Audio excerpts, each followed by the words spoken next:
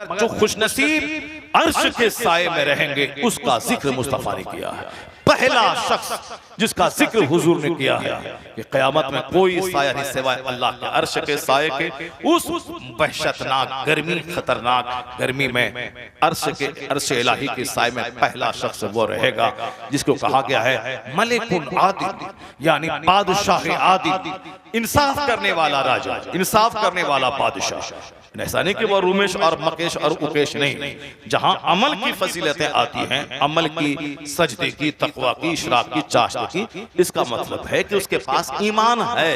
ईमान के साथ जो अमल है उस अमल की कीमत है। बाकी जैसे कोई नबी की तौहीन किया इस्लाम से निकल गया, अल्लाह की तौहीन की इस्लाम से निकल गया, कोई बोला नमाज पढ़ना जरूरी नहीं है वो काफिर हो गया, इस्लाम से निकल गया। जो इस्लाम से निकल गया अब तो वह चाहे 1 खरब रुपये की मस्जिद बना दे, कौड़ी के 3, कोई वैल्यू उसका नहीं है, चूंकि उसी नेकी का महत्व है जो ईमान की हालत में किया जाए। हुजूर फरमाते इत्तकुन नार वलो बिशिक्कि तमरा, अपने आप को जहन्नम की आग से बचाओ चाहे एक खजूर के बदले में क्यों न हो। दुनिया में साहिब ईमान एक खजूर खिला के किसी को इफ्तार करवा दे, यही खजूर पहाड़ बराबर नेकी लेकर के आखिरत में आ जाएगी उनके लिए जो ईमान की हालत में मर गए। इसलिए सुन्नी ईमान पे जोर देता है। अगर कोई ईमान लेके मर गया, अमल थोड़ा कमजोर है, तो दुनिया में उसका बेटा, भतीजा, पोता, उनका मुरीद, उनका शागिर्द, ये जो लाखों लाख हजारों हजार खत्म कुरान करते हैं, नहीं तो कम से कम 3 बार को लला अहद को ये पढ़ दे, इसका सवाब उसको मिलेगा। धीरे धीरे उनकी मंजिलें आसान होती चली जाएंगी। लेकिन अगर कोई दुनिया ही में कुफ्र बक के चला गया, यानी हुजूर के बारे में ऐसा अकीदा रख लिया जो नहीं रखना चाहिए, हुजूर को पीठ के पीछे की खबर नहीं है, बदन पर मक्खी नहीं भगा सकते हैं, माअज़ल्लाह, वो तो एक मामूली इंसान की तरह है, माअज़ल्लाह। या ये बोला कि अल्लाह झूठ बोल सकता है, माअज़ल्लाह। या ये बोला कि क़यामत में क्या होगा ना होगा कौन देखा है, होगा कि नहीं होगा, काफिर हो गया वो। आंख बंद करके विश्वास करना होगा जैसे अभी रात है, इससे ज्यादा फैक्ट है कि क़यामत कायम होगी, हिसाब किताब होगा। मैं पैदा हुआ हूं, दुनिया में हूं, जिस तरह मेरी मौत की खबर हमको और आपको नहीं है, मगर मौत है, ये फैक्ट है। उसी तरह क़यामत के दिन अदल का तराजू कायम होगा जिस पे नेकी और बदी तौली जाएगी। पुल सिरात पे 500 साल की मसाफत के बराबर राह है, उस रास्ते पे गुजरा जाएगा।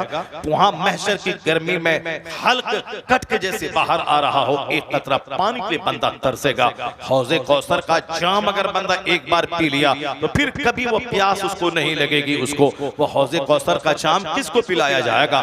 किसी गद्दार को नहीं पिलाया जाएगा जो सलातो सलाम फातिहा दुरूद से चिढ़ने वाला होगा, जो जिंदगी में या नबी सलामो अलैह पढ़ा होगा, काबे के बदरुद तुम पे करोड़ों दुरूद पढ़ा होगा, मदीने पाक सरकार अलैहिस्सलाम के रोज़े पाक पे जाके दुरूद पढ़ा होगा, दूर नजदीक से पढ़ा होगा, और ये अकीदा करते हुए कि दूर और नजदीक के सुनने वाले वो कौन, काने लाले करामत पे लाखों सलाम, जो हुजूर को साहिब इख्तियार जानता होगा, अल्लाह का महबूब समझता होगा, महबूब परवरदिगार जानता होगा, नवासे तखलीक के कायनात समझता होगा, फिर उस मुस्तफा के हाथ से हौज़े कौसर का जाम पिएगा।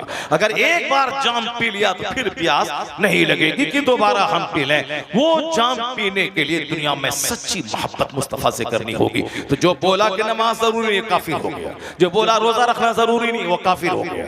जो बोला कि हज करना जरूरी नहीं है, वो काफिर हो गया। हज फर्ज है।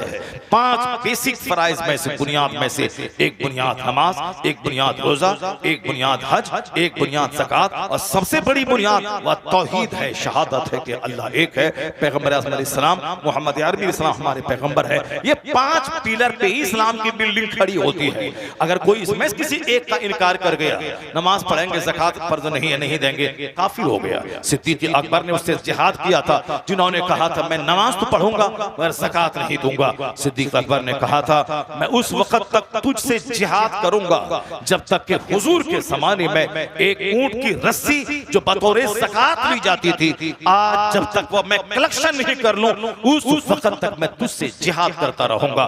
लोगों ने कहा था कि सिद्दीक़ अकबर ने जिहाद का ऐलान किया, मगर बाद में जिन लोगों ने उसको बुरा समझा था, बाद में जब लोगों का सीना कुशा था, वह लोग समझ गए सिद्दीक़ का सीना अल्लाह ने खोल दिया था। जहां नजर दूसरे की नहीं गई थी, वहां अबू बकर की नजर गई थी। क्योंकि अगर आज सुस्ती कर लिया होता, उनके खिलाफ जिहाद नहीं होता, ये फितना क़यामत तक चलता रहता। कोई बोलता ज़कात देंगे, रोज़ा नहीं रखेंगे, कोई बोलता रोज़ा रखेंगे, हज नहीं करेंगे, कोई बोलता हज करेंगे, नमाज नहीं पढ़ेंगे, कोई बोलता ज़ोहर पढ़ेंगे, फजर नहीं पढ़ेंगे।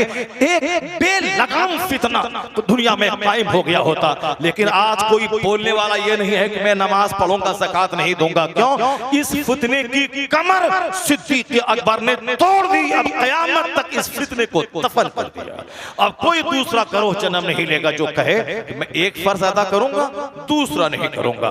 पहला शख्स मलिकुल आदिल, यानी जो बादशाह इंसाफ करे, जो मोमिन बादशाह जो इंसाफ करेगा, नहीं देखेगा कि मेरा बेटा है, मेरा दामाद है, मेरा भतीजा है। यह काम चूंकि बहुत मुश्किल है कि बेटा जुर्म किया हो, उस बेटे को सजा दिलवा दे, ये कोई अल्लाह रसूल से सच्ची मोहब्बत करने वाला बाप ही ऐसा कर सकता है। वरना मुंह देखकर फैसला तो सब करते हैं, खानदान की कबीले की तरफदारी सब करते हैं, लेकिन तमाम तरफदारी से बालातर होकर शरीयत की रोशनी में फैसला वही सुनाता है जिसके सीने में अल्लाह रसूल की सच्ची मोहब्बत होगी। बादशाह आदिल, सारे लोग परेशान होंगे, मगर उस अदल करने वाले बादशाह को अल्लाह अपने अर्श का साया नसीब करेगा। वो जो काम चूंकि मुश्किल था, मुश्किल काम इसने दुनिया में किया है, इसलिए इनको अल्लाह का अर्श का साया नसीब होगा। दूसरा वो शख्स होगा शाबुन नशा फी इबादतिल्लाह, यानी वो जवान जो जवानी के दिल को तारी शराब गुटखा खोरी में नहीं गुजारा होगा, जो अल्लाह की इबादत में जिसकी जवानी परवान चढ़ी, यानी बचपने में तो गैर मुकल्लफ है, बचपने का कोई गुनाह नहीं होता, लेकिन जब वह बाशऊर जवान हो गया, 10 साल के बाद जब भी लड़का जवान हो जाए, मुहतलिम होने के बाद लड़की जब भी उसको महाना खून आए वह जवान मानी जाएगी। 15 साल तक एहतलाम हो ना हो, खून आए ना आए, एक जमहूर कानून के मुताबिक जवान माना जाता है। उसके बाद से उस पर नमाज फर्ज है, शरीयत के कवानीन उसकी तरफ मुतवज्जे हो गए, और उस वक्त अब वह जवान नेकी के साई में परवान चढ़ता रहा, सजदे में, तिलावत में, इबादत में, शर्म और हया में, यानी जवान होता रहा सजदे के साए में, नेकी के साए में, नेक लोगों की सुहबतों के साए में। कभी वो गंदे माहौल में नहीं गया, पढ़ता रहा, लिखता रहा, नेकी के साए में परवान चढ़ा। वो जवान जो जवानी चपतलश में, आंखबाजी में, या झूठे इश्क में, या इधर उधर लंतरानी में नहीं गुजारा, जो इबादतों के साए में, जबकि जवानी में सीने में ख्वाहिशात की आग लगी रहती है, ये भी कर ले, वो भी कर ले, ताड़ी पी ले, शराब पी ले, बुढ़ापे में तो नमाज पढ़ना ही है, तो जवानी है, जवानी दीवानी है, दीवानी में कुछ कर ले। लेकिन वो समझदार नौजवान का नहीं, जवानी दीवानी, बुढ़ापे में, बुढ़ापा अगर मौका नहीं दिया, जिंदगी ने वफा नहीं की, कल ही अगर मर गए तो फिर कौन सा बुढ़ापा। इसलिए अभी जो जवान हुआ इबादतों के साए में, अल्लाह क़यामत के दिन अपने अर्श का साया उसको अता फरमाएगा।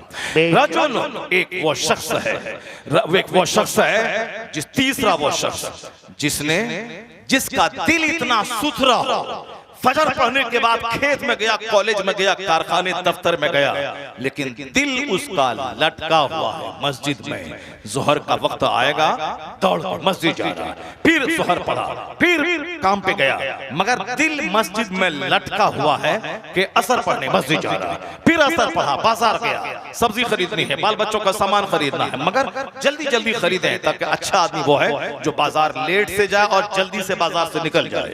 अब बुरा आदमी है जो सबसे पहले जाए और घूमता रहे गुटखा खा के, और सबसे लास्ट में बाजार का मजा लेके आए। सबसे बुरा आदमी है वो जो बाजार पहले जाए और सबसे लास्ट में आए, और सबसे अच्छा आदमी है वो जो आखिर में जाए और सबसे पहले बाजार से निकल जाए, और सबसे अच्छा आदमी है वो जो मस्जिद सबसे पहले जाए और सबसे आखिर में आए, और सबसे बुरा आदमी वो जल्दी से आखिर में जाए, चोंच मारे और जल्दी से भाग जाए। अहब्बुल बिलाद इल्लल्लाह मसाजिदुहा व अबग़ज़ुल बिलाद इल्लल्लाह अस्वाक़ुहा, the dearest places near Allah are मसाजिद, प्लेसेस ऑफ वर्शिप। सबसे ज्यादा डियरेस्ट, पसंदीदा जगह अल्लाह के नजदीक मस्जिद है, जहां आदमी जाके अल्लाह करने के लिए कुछ देर तक बैठे कि मेरा वक्त कुछ मस्जिद में गुजरे। तो जिसका दिल मस्जिद में लटका हुआ हो, ईशा पढ़ के सोया मगर दिल लटका हुआ है मस्जिद में कि फजर का टाइम हो, मैं उठूं और मस्जिद में चला जाऊं, सजदा करूं। तो करजुलुन क़ल्बुहु मुअल्लक़ुन बिल मसाजिद, यानी जिसका दिल मस्जिद में लटका हुआ हो, अल्लाह क़यामत के दिन अपने अर्श के साए में उसको जगह अता फरमाएगा। ये चार बातें अपने मलिकुन आदिल, यानी जो इंसाफ करने वाला बादशाह, समाज का मुंह देखी पंचायती करने वाला, ना हक के बावजूद उसके फेवर में फैसला सुना दिया गया जालिम को। ये इंसाफ समझ ले कि जिस तरह जालिम बादशाह को जहन्नम में सबसे पहले डाला जाएगा, उसी तरह गांव समाज में जो चौधराहट और नेतागिरी करते हैं, अगर ये भी मुंह देख के फैसला किया और पैसा लेके दही और अंडा खाने के शौक में गलत फैसला सुना दिया, तो इसका भी हश्र जालिम बादशाह के साथ होगा। मलिकुन आदिल, वह जवान जिसकी जवानी अल्लाह की इबादतों के साए में गुजरी हो, वो शख्स जिसका दिल मस्जिद में लटका हुआ हो। चौथा शख्स वो है कौन?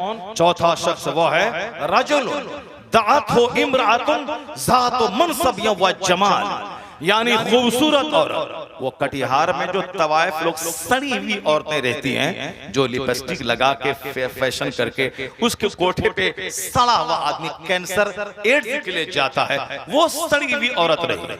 हदीस में आया है ऊंचे खानदान की हुस्नो जमाल वाली खूबसूरत औरत, ये सड़ी हुई औरत नहीं जिसका अंग अंग सड़ा हुआ है, जिसने दर्जनों सैकड़ों मर्दों के साथ मुकाला करी होगी और चेहरे की बदसूरती छुपाने के लिए वक्ती आर्जी उन्होंने मेकअप कर लिया होगा ताकि किसी सड़े हुए आदमी की नजर उसके चेहरे पे पड़े, वो लपक के जाए। सड़ा हुआ सड़ी हुई दोनों कैंसर और एड्स जैसे खतरनाक बीमारी से पीड़ित दुनिया में एड्स यही ज़िना और गैर फितरी जिनसी अमल के नतीजे में खतरनाक बीमारी हुई है, वो नहीं।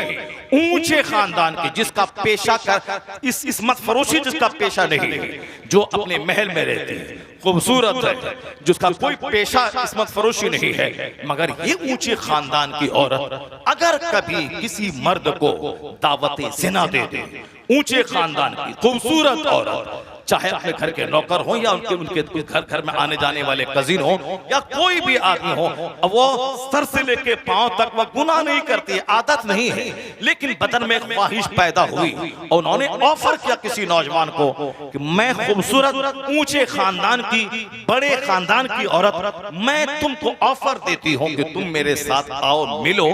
लेकिन वह नौजवान कहते नहीं नहीं नहीं, ला मैं ऐसा नहीं करूंगा, इन्नी अखाफुल्लाह, मैं अल्लाह से डरता हूं, मैं ऐसा नहीं करूंगा। तो जो काम करोड़ों में कोई नहीं करेगा कि ऊंचे खानदान की खूबसूरत औरत दावत ज़िना दे और बंदा कहे कि हम अल्लाह से डरते हैं, ये काम चूंकि करोड़ों में कोई करेगा, इसलिए अल्लाह क़यामत के दिन अपने अर्श के साए में उस नौजवान को जगह अता फरमाएगा। जिसको हम बेवकूफ समझते हैं, कुछ नहीं समझते, मगर वो ऐसी ऐसी बातें बोलता है इस्लाम के बारे में कि साहब आप दंग रह जाएंगे। तसव्वुफ की बातें करते हैं, राह सुलूक की बातें करते हैं। तो इसका मतलब ये निकला कि बातें बहुत हो गई और ये क़यामत की निशानी है, आखिर ज़माने में कलम फैल जाएगा, यानी इस कदर प्रिंट मीडिया का दौर आ जाएगा कि अखबारात, किताबें, रसायल, मैगजीन्स आम हो जाएंगे। जैसे आज प्रेस से किताबों का छपना आसान हो गया। पहले जमाने में लोग हड्डी पे किताबें लिखते थे, पहले जमाने में लोग दरख्त के पत्तों की किताब लिखते थे, लेकिन आज वह दौर नहीं रहा। आज ये दौर है प्रिंटिंग प्रेस का ज़माना। हजारों, लाखों, करोड़ों किताबें रोजाना छप रही हैं, किताबें छप रही भी हैं, फ्री में डिस्ट्रीब्यूट भी हो रही है। पहले एक किताब खरीदनी पड़ती थी और आज जबरदस्ती लोग 10 किताब थमाते हैं, किसको आप पढ़िए। अभी 1 महीना पहले मेरे मदरसे में इतनी किताबें किसी ने भेज दिया, कौन भेजा, कहां से भेजा, इतनी किताबें कार्टून में भर के भेज दिया। पहले एक किताब खरीदने के लिए पैसे लगते थे और आप 1 दर्जन किताबें मोटी मोटी भेज दिया। सारी तहरीकें काम कर रही हैं, सारी तंजीमें काम कर रही हैं, तो अब बातें बहुत हो जाएंगी।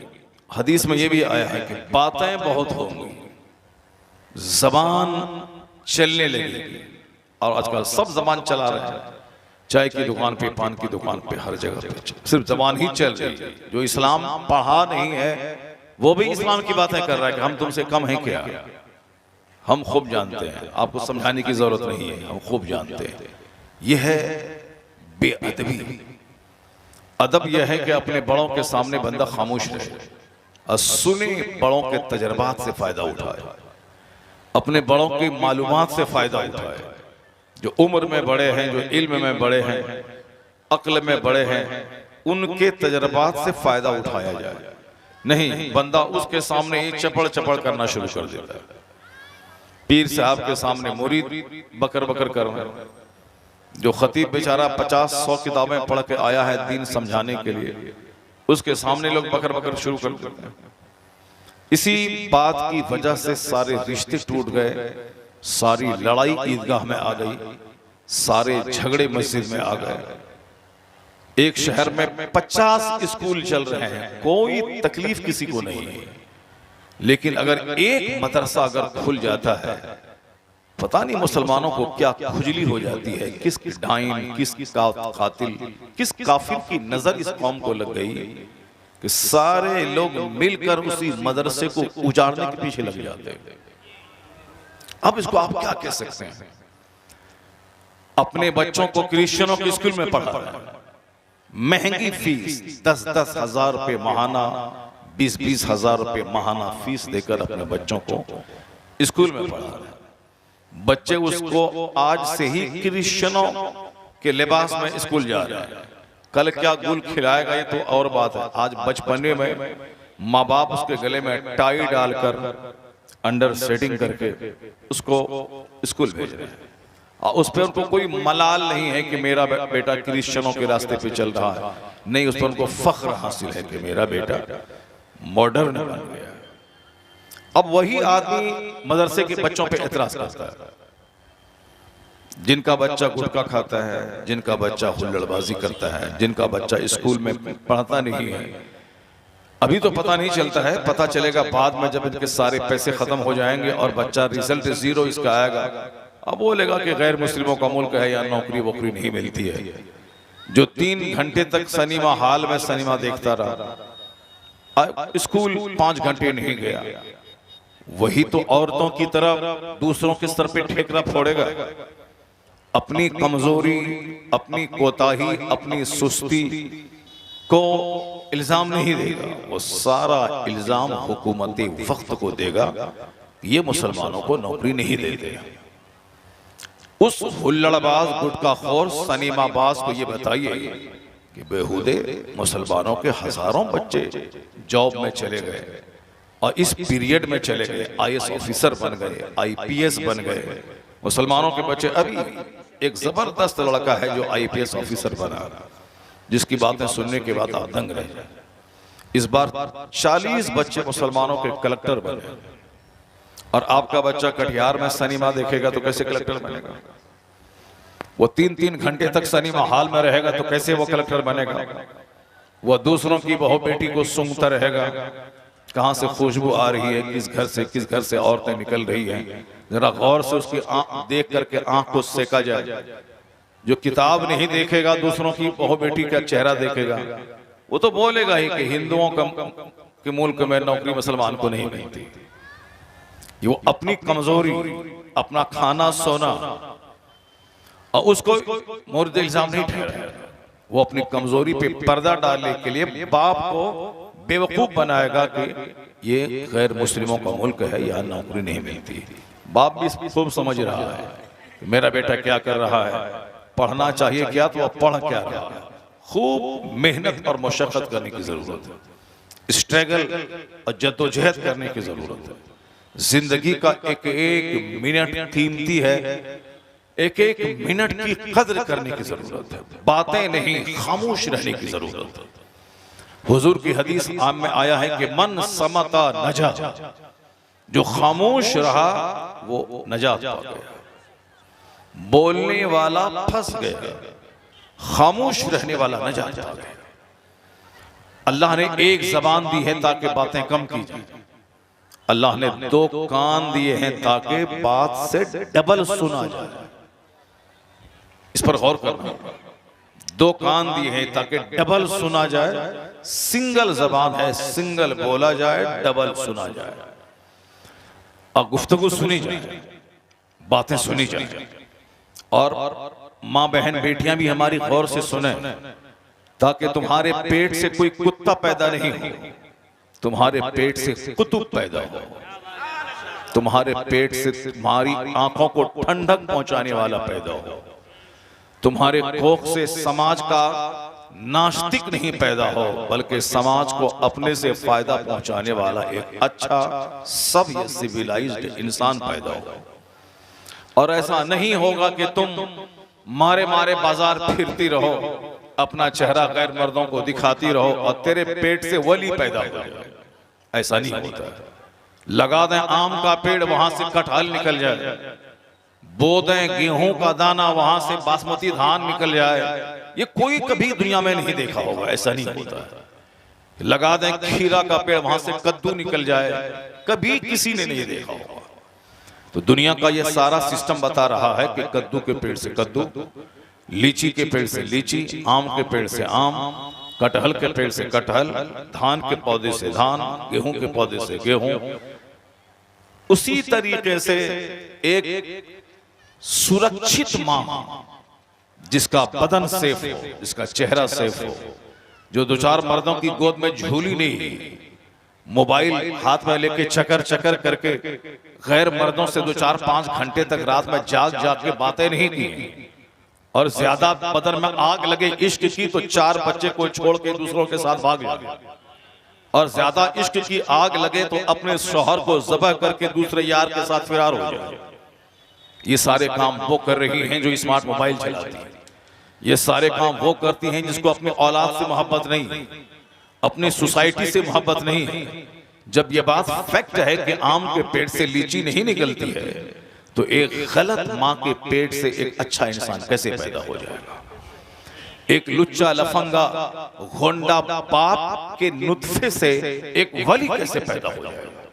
क्योंकि बाप के नुत्फे से ही बच्चा पैदा होता है। बाप बीज डालता है, माँ जमीन होती है, और जब जमीन सड़ी हुई हो फसल नाकारा पैदा हो, अब बीज सड़ा हुआ हो फसल नाकारा पैदा हो।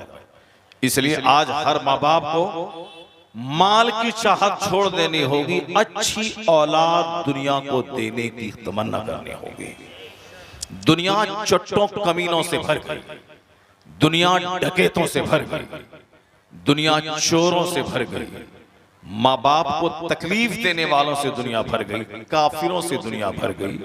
अब जरूरत है कि यह दुनिया मुस्तफा के गुलामों से भर दिया जाए।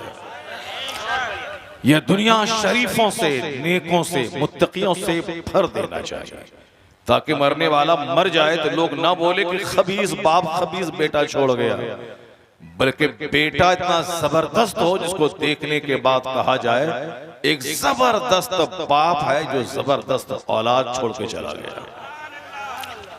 आज उसी माँ बाप की कहानी सारी दुनिया सीख रही है, सारी दुनिया जान रही है। कैसा था जबरदस्त बाप 5000 साल पहले जिसने अपने बेटे की गर्दन पे छुरी चला दी, और कैसा जबरदस्त बेटा था वो जिसने अपने बाप से कहा था कि अब्बू जान आप बेफिक्र रहिए, मैं गर्दन फेर कर नहीं भागूंगा, मैं हाथ और पांव नहीं नचाऊंगा, मैं आपको मायूस नहीं करूंगा। आप जो अपने खुदा की खुशनुदी की खातिर खुदा की मर्जी के मुताबिक जो काम करने का आपको हुक्म हुआ है वो काम कर जाइए। आप मुझको बागी नहीं, मुझको नाफरमान नहीं, तजेदुनी इंशाअल्लाह मिनस साबिरीन, अनकरीब आप मुझे सब्र करने वाला पाएंगे। आज बकरीद का त्यौहार सारे मुसलमानों के लिए एक रोल मॉडल है, क्योंकि आज हर बाप को शिकायत है औलाद से, और हर औलाद को शिकायत है अपने माँ बाप से, क्योंकि हर आदमी किसी न किसी का बच्चा है, बेटा है, वो अचानक टपक नहीं गया, वो माँ के पेट से ही पैदा हुआ। ये सिस्टम अल्लाह ने बना दिया है, दुनिया में साइंस ने डेवलप किया है, लेकिन इंसान बनाने की फैक्ट्री आज तक कोई बना नहीं सका और न क़यामत तक कोई बना पाएगा। अगर बेबी ट्यूब सिस्टम अगर डॉक्टर ने लाया भी है तो ऐसा नहीं कि वो बेबी ट्यूब में कोई दूसरा गोंद डाल दे उसमें से बच्चा पैदा हो जाए, नहीं, उस ट्यूब सिस्टम में ही किसी इंसान का सीरम ही डाला जाएगा, इंसान का नुत्फा ही डाला जाता है। ये और बात है कि इसके नुत्फे से बच्चा पैदा नहीं होता, दूसरे का नुत्फा डाला जाए, मगर नुत्फा ही डाला जाए। ऐसा नहीं कि 2-4 मशीन 10 करोड़ की लगा दिया और रोजाना उसमें से इंसान पैदा हो रहा है। इंसान तो छोड़िए, मशीन के जरिए आम पैदा नहीं हो सकता, लीची नहीं पैदा हो सकती, आलू नहीं पैदा हो सकता, चावल नहीं पैदा हो सकते, दरख्त का पत्ता नहीं पैदा हो सकता है, तो इंसान कैसे पैदा हो सकता है? अल्लाह ने इंसान को कमजोर बनाया है।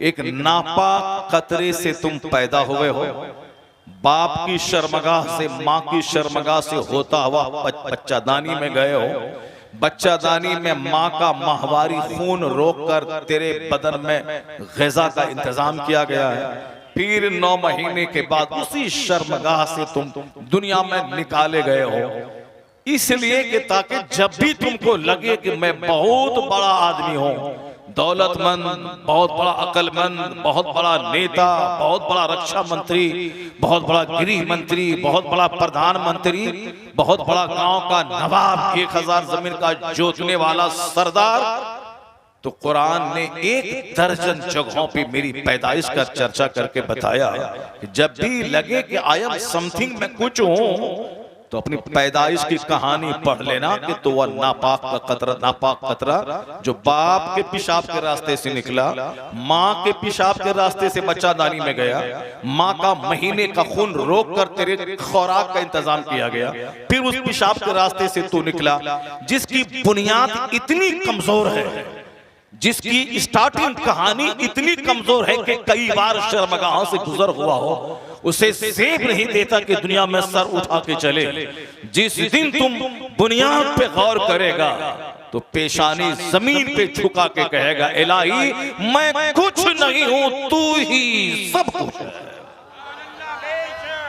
जरा जोर से बोले सुभान अल्लाह, हाथ उठा के बोले ला इलाहा इल्लल्लाह। ये इस्लाम है। 1 करोड़ बात की एक बात, जो बात आप तक मैंने पहुंचा दी, 1 करोड़ बात की एक बात है। आज सीना तान के बच्चे चल रहे हैं, इसको मारो, उसको पीटो, उसको गाली दो, माँ बाप को सताओ।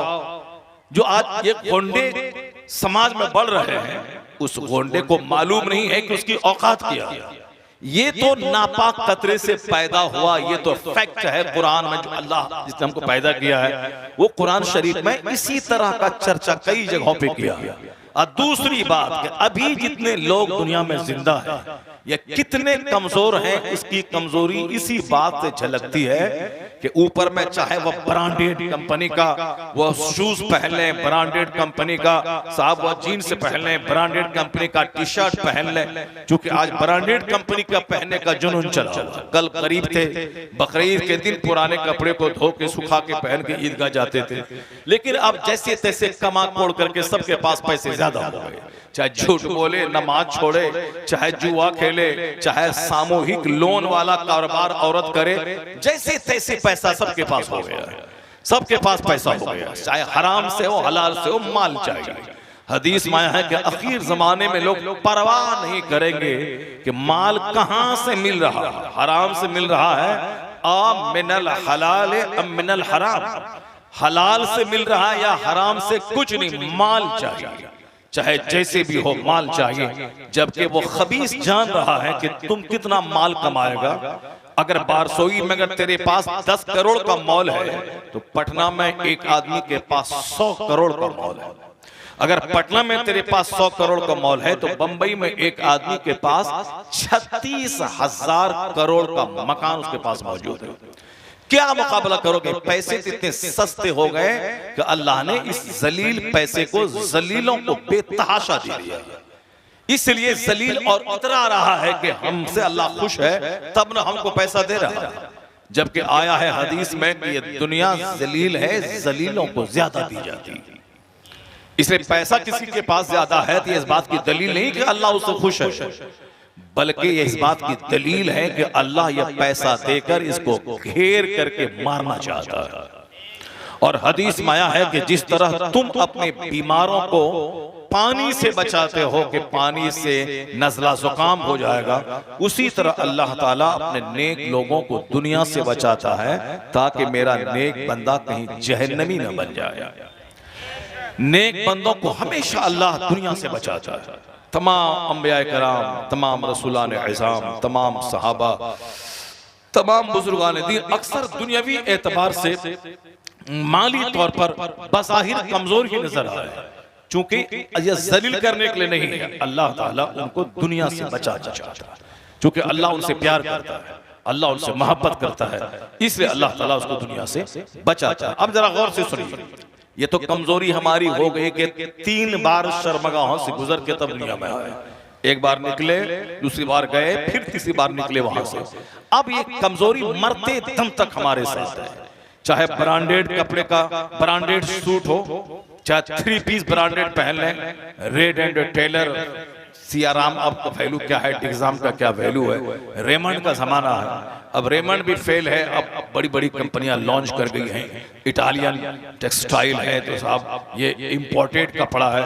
ये शूज क्या है, वुडलैंड का है, वुडलैंड यहूदियों की कंपनी है। वुडलैंड का जूता कोई मुसलमान नहीं पहने, पेप्सी कोई मुसलमान नहीं पिए, थम्सअप कोई मुसलमान नहीं पिए, चाहे 1000 बारात हो या मेहमान देखने आया हो या ईद का दिन हो, गोश्त खाते खाते पक गए हैं, जरा थम्सअप पी लें। नहीं, यहूदियों का प्रोडक्ट जो हमारे बेटों, हमारे भतीजों, हमारी माओ, हमारी बहनों पर बम गिराने के लिए जो पैसे का इस्तेमाल होता, अगर आपने 1 टाका का फायदा उस काफिर को आपने पहुंचाया, तो आप भी अपने भाई बहन के मारने में 1 पैसे का साथ देंगे आप। इसलिए अपने से हम वहां जाके इन यहूदियों का डेना नहीं तोड़ सकते, इन काफिरों को ज़बह नहीं कर सकते। कम से कम इतना तो कर सकते हैं कि उनका प्रोडक्ट न इस्तेमाल करके उसको अपनी तरफ से माली तौर पर कमजोर तो कर सकते हैं। इसलिए मैकडोनाल्ड का खाना कभी नहीं खाना है, KFC का खाना कभी नहीं खाना है, वुडलैंड का जूता कभी नहीं पहने। एक बार मेरे दिमाग में आया था कि वुडलैंड का जूता पहनो, बड़ा अच्छा है, मगर जब पता चला कि यहूदियों का प्रोडक्ट है, ऐसी नफरत सी हो गई कि अपना उस वुडलैंड के बोर्ड को देखने को दिल चाहता है, और नहीं उसके प्रोडक्ट चाहे 1000 कीमती रहे, 1000 अच्छे रहे, दिल से बिल्कुल मक्खी की तरह निकल गया वो। इंडियन प्रोडक्ट इस्तेमाल करें, हम हिंदुस्तानी हैं, आप भी हिंदुस्तानी हैं। पानी के वो बोतल इंडियन मेड हो, ठंडे का वो बोतल, ठंडी की वो बोतल जो इंडियन मेड हो। जैसे इंडियन मेड है अमूल, इंडियन मेड है सुधा, इसकी लस्सी पिया करें। साहब थम्सअप और पेप्सी से ज्यादा बेहतर है। बातें बहुत सारी हो सकती हैं, मैंने इशारे में एक बात आपको कह दिया कि ब्रांडेड कपड़ा लोग पहनना चाहते हैं। ठीक है, मैंने 10,000 का सूट पहन लिया, मैंने 10,000 का जूता पहन लिया, मैंने साहब रेबन का चश्मा मैंने लगा लिया, और मैंने जबरदस्त कैप, इटालियन कैप सर पे लगा लिया, राडो घड़ी मैंने 4 लाख की पहन ली, हाथ में एप्पल कंपनी का ब्रांडेड 5 लाख का मैंने मोबाइल सेट ले लिया, सब कुछ ले लिया, सब कुछ मेरे पास मौजूद है, आपके पास, आपने समझ लें, आपने ले लिया। लेकिन इतना कमजोर अल्लाह ने बनाया है, इन सारे ब्रांडेड चीजों की मौजूदगी में आपके पेट में हर वक्त 2 केजी पखाना रहता है। इतने सारे ब्रांडेड कपड़े और शूज और वॉच की मौजूदगी में 2 केजी पखाना पेट में है। यह इस बात की दलील है कि अल्लाह ने इस बंदे को कमजोर पैदा किया। चाहे आप प्रधानमंत्री रहे या 50 लाख का जूता पहन लें, मगर ये पखाना को कहां ले जाएंगे आप?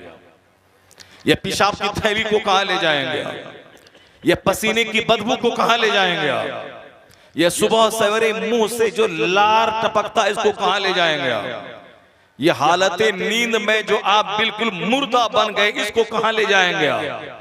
ये नींद मेरी कमजोरी, ये मुंह की बदबू मेरी कमजोरी, ये पसीने की बदबू मेरी कमजोरी, ये पेशाब पखाना मेरी कमजोरी। जो कमजोरियों का पुतला हो, ये आज घमंडी बन गया। मेरा घर, मेरा जूता, मेरा बाप, मेरा खानदान, मेरा रंग, मेरी जमीन, मेरा मकान, मेरा मॉल, मैं से दुनिया भर गई। वो जो पेट में 2 केजी पखाना लेके चल रहा है, ये मैं वो करता है जो पेशाब की थैली में 1 लीटर पेशाब लेके चल रहा है। ये मैं वो कर रहा है जो मुर्दा हो जाता है हालत नींद में। एक तो पैदाइश हमारी कमजोर है और ये सारी कमजोरियां जिंदगी भर मेरे साथ में लगी रही, अल्लाह ने लगा दिया है ताकि ये बंदा हमेशा अपने आप को बंदा समझे, ये कभी खुदा बनना नहीं चाहे, हमेशा कमजोर समझे, ये ताकतवर अपने आप को गुमान मत करे। इसलिए वो बंदा अक्लमंद है जो इन तमाम कमजोरियों के बाद वो अकड़ता नहीं है, बल्कि रोजाना 5 टाइम खुदा के सामने आके कहता है, इलाही मैं ज़ईफ हूं तू कवी है, मैं कमजोर हूं तू ताकतवर है, मैं आबिद हूं तू माबूद है, मैं साजिद हूं तू मसजूद है, मैं फकीर हूं तू गनी है, मैं कुछ नहीं हूं इन्नका अला कुल्लि शैइन कदीर, तू ही सब कुछ है। नारे तकबीर, नारे रिसालत, इस्लाम, मसलके आला हज़रत, नारे तकबीर, नारे रिसालत। अक्लमंद वो है जो अक्ल से काम लेता है, अक्लमंद वो नहीं है जो सिर्फ चबड़ बोलता रहता है, अक्लमंद वो है जो गौर करता है, सोचता है, फिक्र करता है। अल्लाह ने ब्रेन दिया है सोचने के लिए, अल्लाह ने पागलों को ब्रेन नहीं दिया है, ब्रेन पागलों का छीन लिया है तो पागल हो गए। वो कभी शराब पिएंगे, कभी पेशाब पिएंगे, कभी गाली बकेंगे, कभी किसी को कीचड़ फेंकेंगे, लोग उसको बुरा नहीं मानते हैं क्योंकि इसके पास ब्रेन नहीं है, इसके पास अक्ल नहीं है। लेकिन जिसके पास अक्ल है वो अगर पागलों जैसा काम करे तो लोग इसको टॉलरेट नहीं करेंगे, बर्दाश्त नहीं करेंगे। अक्लमंद वो है जो ब्रेन का इस्तेमाल करके गौर व फिक्र करे, सोचे। मैंने जो बातें आपके सामने अभी रखी हैं, इसको तन्हाई में जितना ज्यादा गौर करेंगे उतना ही ज्यादा आपकी आंखों से आंसू के कतरे निकलेंगे, सजदा करने का शौक पैदा होगा, उतना ही ज्यादा आप एक अच्छे सब मुहज़्ज़ब इंसान बनेंगे। और क़यामत की निशानी है कि आखिर जमाने में अक्सर लोगों की अक्लें छीन ली जाएंगी। एक जमाना ऐसा आएगा कि अक्सर लोगों की अक्लें तुनज़ौ उक़ूलो अक्सर ज़ालिका ज़माना, उस जमाने के अक्सर लोगों का ब्रेन छीन लिया जाएगा। ये बताए कि 80 साल की बुढ़िया जो शादी में नाच रही है उसके पास अक्ल है? अब काफिरों का देखा देखी, फिल्म के एक्टर का देखा देखी, वो 80 साल की बुढ़िया नाच रही कि मेरे दादा की, मेरे नवासे की शादी, मेरे पोते की शादी, 50 साल की मां नाच रही कि मेरे बेटे की शादी। ए लड़का, देखिए इन लोगों को देखिए, या लोग हमारी इस हदीस पाक जो मैंने पढ़ लिया इसको सच साबित कर दे। हाँ, हुजूर ने जो कुछ कहा है सच कहा, हुजूर ने जो कुछ कहा है वह सच कहा है कि अक्लें छीन ली जाए।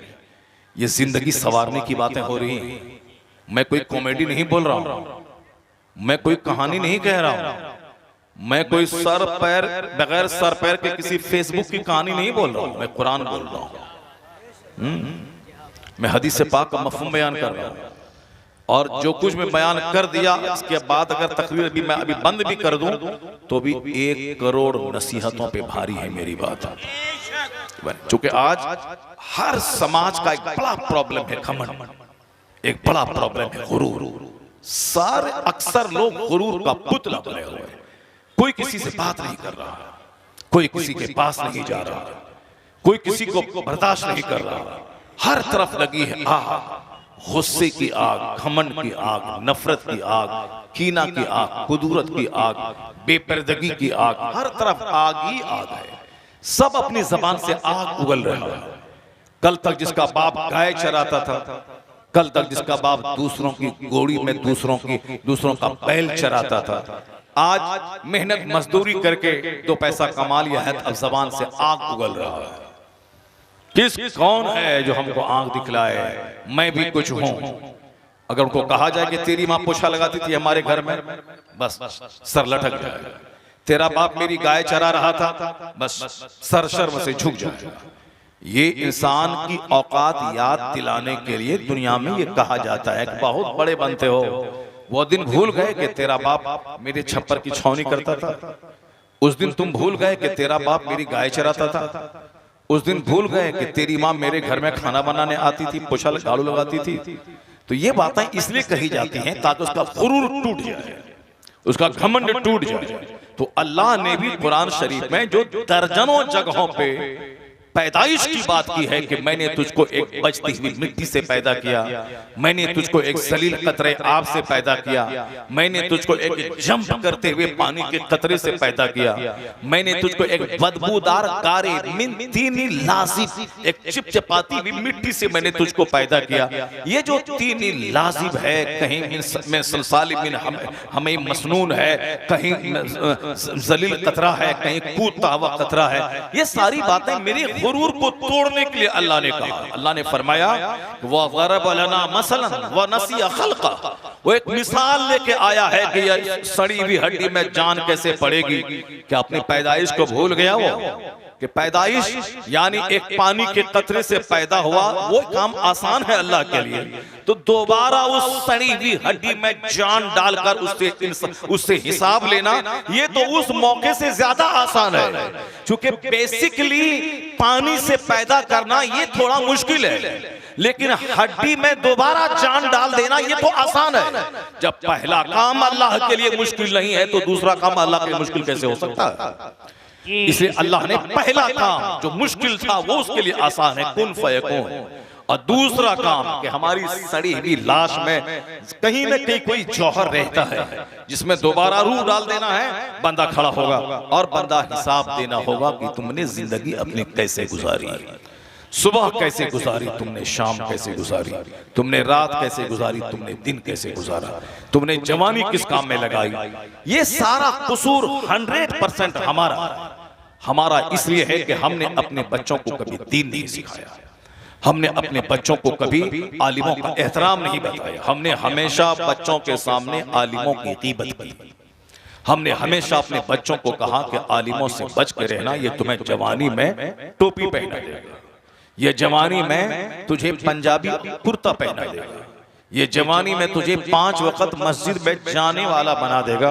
अभी तुझको इंजीनियर बनना है, डॉक्टर बनना है, बड़ा बिजनेसमैन बनना है, अभी इतनी जल्दी दाढ़ी रखोगे तो कामयाब नहीं हो पाओगे। ये 100% सारा कसूर माँ बाप का है, जिसने पहले अपने बच्चों को मॉडर्न देखना चाहा, अब बाद में जब उसका बच्चा मॉडर्न हो गया, अप टू डेट, माँ बाप बूढ़े हुए, इसको ओल्ड एज होम में डाल दिया, बूढ़ा घर में, अब वहां तरसते रहो बच्चों का मुंह देखने के लिए। पहले तो इसने अपने बच्चों को मॉडर्न बनना देखना चाहा, मेरा बच्चा मॉडर्न हो जाए, इसलिए मॉडर्न लोगों की कहानी सुनाई, हदीस कुरान की बात नहीं सुनाई, आखिरत और जन्नत की बात नहीं सुनाई। ये दुनिया का 100 साल 1 मिनट के बराबर है, ये मैंने बच्चों को नहीं बताया। हमने पहले अंग्रेजों, यहूदों, नसारा, मुशरिकों, काफिरों, मालदारों की बातें हमने सुनाई ताकि मेरा बेटा मालदार हो जाए, मेरा बेटा डीएम और एसपी हो जाए। हमने ये कहानी सुनाई। एक अच्छा इंसान बनने के लिए बड़े इंसान और अच्छे लोगों की कहानी नहीं सुनाई, उसकी तरबियत नहीं की। हुजूर ने क्या फरमाया? नेक दाया से बच्चों को दूध पिलाओ। हमने कभी इस बात को नहीं सोचा कि बच्चों का दूध पिलाने वाली माँ कैसी होनी चाहिए। सिर्फ ख्वाहिशात की गुलामी की कि जिस औरत का चेहरा गोरा हो, चेहरे पे गोश्त भरा हुआ हो, जो देखने में भी कोई चिकनी चपड़ी हो, वो मेरी बीवी बने, चाहे बैकग्राउंड उसका खराब हो, चाहे चोर दरवाजे से 3 हमल सदर हॉस्पिटल में गिर गया हो, सब चलेगा। कोचिंग सेंटर में, स्कूल में, समाज में, शादी ब्याह के मौके पर, उर्स के मौके पर, पिकनिक पार्टी मनाने के लिए जहां लड़कियों को लेके भाग जाएं, 2-4 घंटे उसके साथ बिस्तर गर्म करें, हाँ मिला हो तो दवाई खिला दें, और दवाई खिलाने की नौबत ही ना आए बल्कि निरोध का इस्तेमाल करें ताकि हमल ही ना ठहरे कि बेइज्जती समाज में हो, दवाइयां खिलवा दें। पहले तो आदमी इस तरह की बातें करते, इस तरह की बातें करते, और उसके बाद जब खेल खराब हो जाता है, पहले क्या किसी निगाह को सुकून मिले, दिल को सुकून मिले, ऐसी खूबसूरत औरत चाहिए। लेकिन जब प्यास बुझ जाती है, उसके बाद जब बच्चा चाहिए उसको, और जब बच्चा गोल्डा लुच्चा लफंगा बन जाता है, अब ये दौड़ के अजमेर जाता है, अब ये दौड़ के मौलाना के पास जाता है, अब ये दौड़ के साहब खान कम ज्यादा तावीज दे दीजिए, मेरा बच्चा मेरी बात नहीं मान रहा है। ऐसा अगर होता है दुनिया में कि आम का पेड़ लगा के उसमें तावीज डाल दो, वहां से सेब निकलने लगे, तो फिर यह भी मुमकिन है कि माँ बाप चाहे अपनी मर्जी के मुताबिक सिलेक्शन करें औरतों का और शौहरों का। शौहर जो जोकर हो, जो दाढ़ी मोछ दोनों क्लीन शेव रहे, नमाज रोजे से कोई मतलब ना हो, उसको मोटरसाइकिल पे घुमाए, दो चार मर्दों का मुंह दिखलाए, फिर शौहर को धक्का मार के गिरा दें और शौहर का जो दूसरा उससे ज्यादा खूबसूरत दोस्त है उसके साथ भाग जाए। ये सब पहले निगाहों को सेका जाता है, पहले माहौल खराब किया जाता है, उसके बाद जब औलाद हो गई बदबख्त शकी औलाद, माँ बाप की नाफरमान हो गई, तो अब अजमेर दौड़ के चले गए। अजमेर जाने से आम के पेड़ से सोना नहीं निकलता, बरेली जाने से कटहल के पेड़ से लीची नहीं निकलती, बरेली जाने से एक गेहूं के पौधे से धान नहीं निकलता। तो उसी तरह से माँ रहे शैतान चुड़ैल की तरह, अब बाप है शैतान की तरह। 1 करोड़ तावीज डाल दो, बेटा कभी कुतुब अब्दाल नहीं पैदा होगा। बल्कि हुजूर ने कहा है कि तुम शादी में सिर्फ हुस्न मत देखना, सिर्फ खानदान मत देखना, सिर्फ माल मत देखना, बल्कि दीन, अखलाक, कैरेक्टर, किरदार देखना। तो नबी की बात को ताक पे रखकर समाज, सोसाइटी और दूसरों का मुंह देखकर, फिल्म देखकर सिर्फ खूबसूरती को तरजीह देने वाला ऐसा कभी नहीं होगा कि नेक और सालेह औलाद का मुंह देखे। इसलिए कि कामयाबी वहां है जहां मुस्तफा की बात पे अमल है, वही कामयाबी है। कि मोहम्मद से वफा तूने तो हम तेरे हैं, ये जहां चीज है क्या लोहो कलम तेरे। बेशक सुभान अल्लाह। सारी कामयाबियां पैगंबर आज़म अलैहिस्सलाम की गुलामी में बिना है। अपने घर में दीन का माहौल पैदा कीजिए, वरना कव्वाली में 1 लाख लोगों की भीड़ होती है। क्यों? क्योंकि वहां तबला सुनने को मिलता है, वहां हारमोनियम सुनने को मिलता है, वहां बाजा सुनने को मिलता है। वो बाजा सुनने के लिए वहां जाते हैं।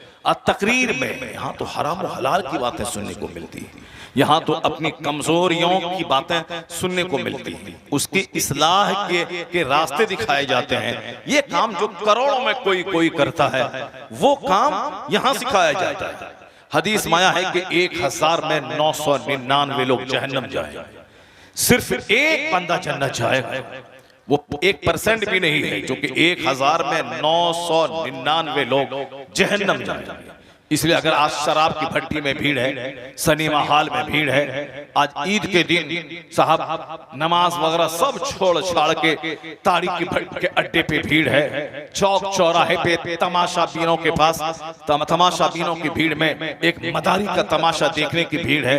तो फिर उससे नर्वस होने की जरूरत नहीं है, क्योंकि जिस जन्नत जिसकी है उस जन्नत जन्नत वाले ने जन्नत बनाया, अल्लाह ने जन्नत का मालिक मुस्तफा को बना दिया कि और फिर मुस्तफा ने कहा है कि 1000 में 999 लोग जहन्नम जाएंगे।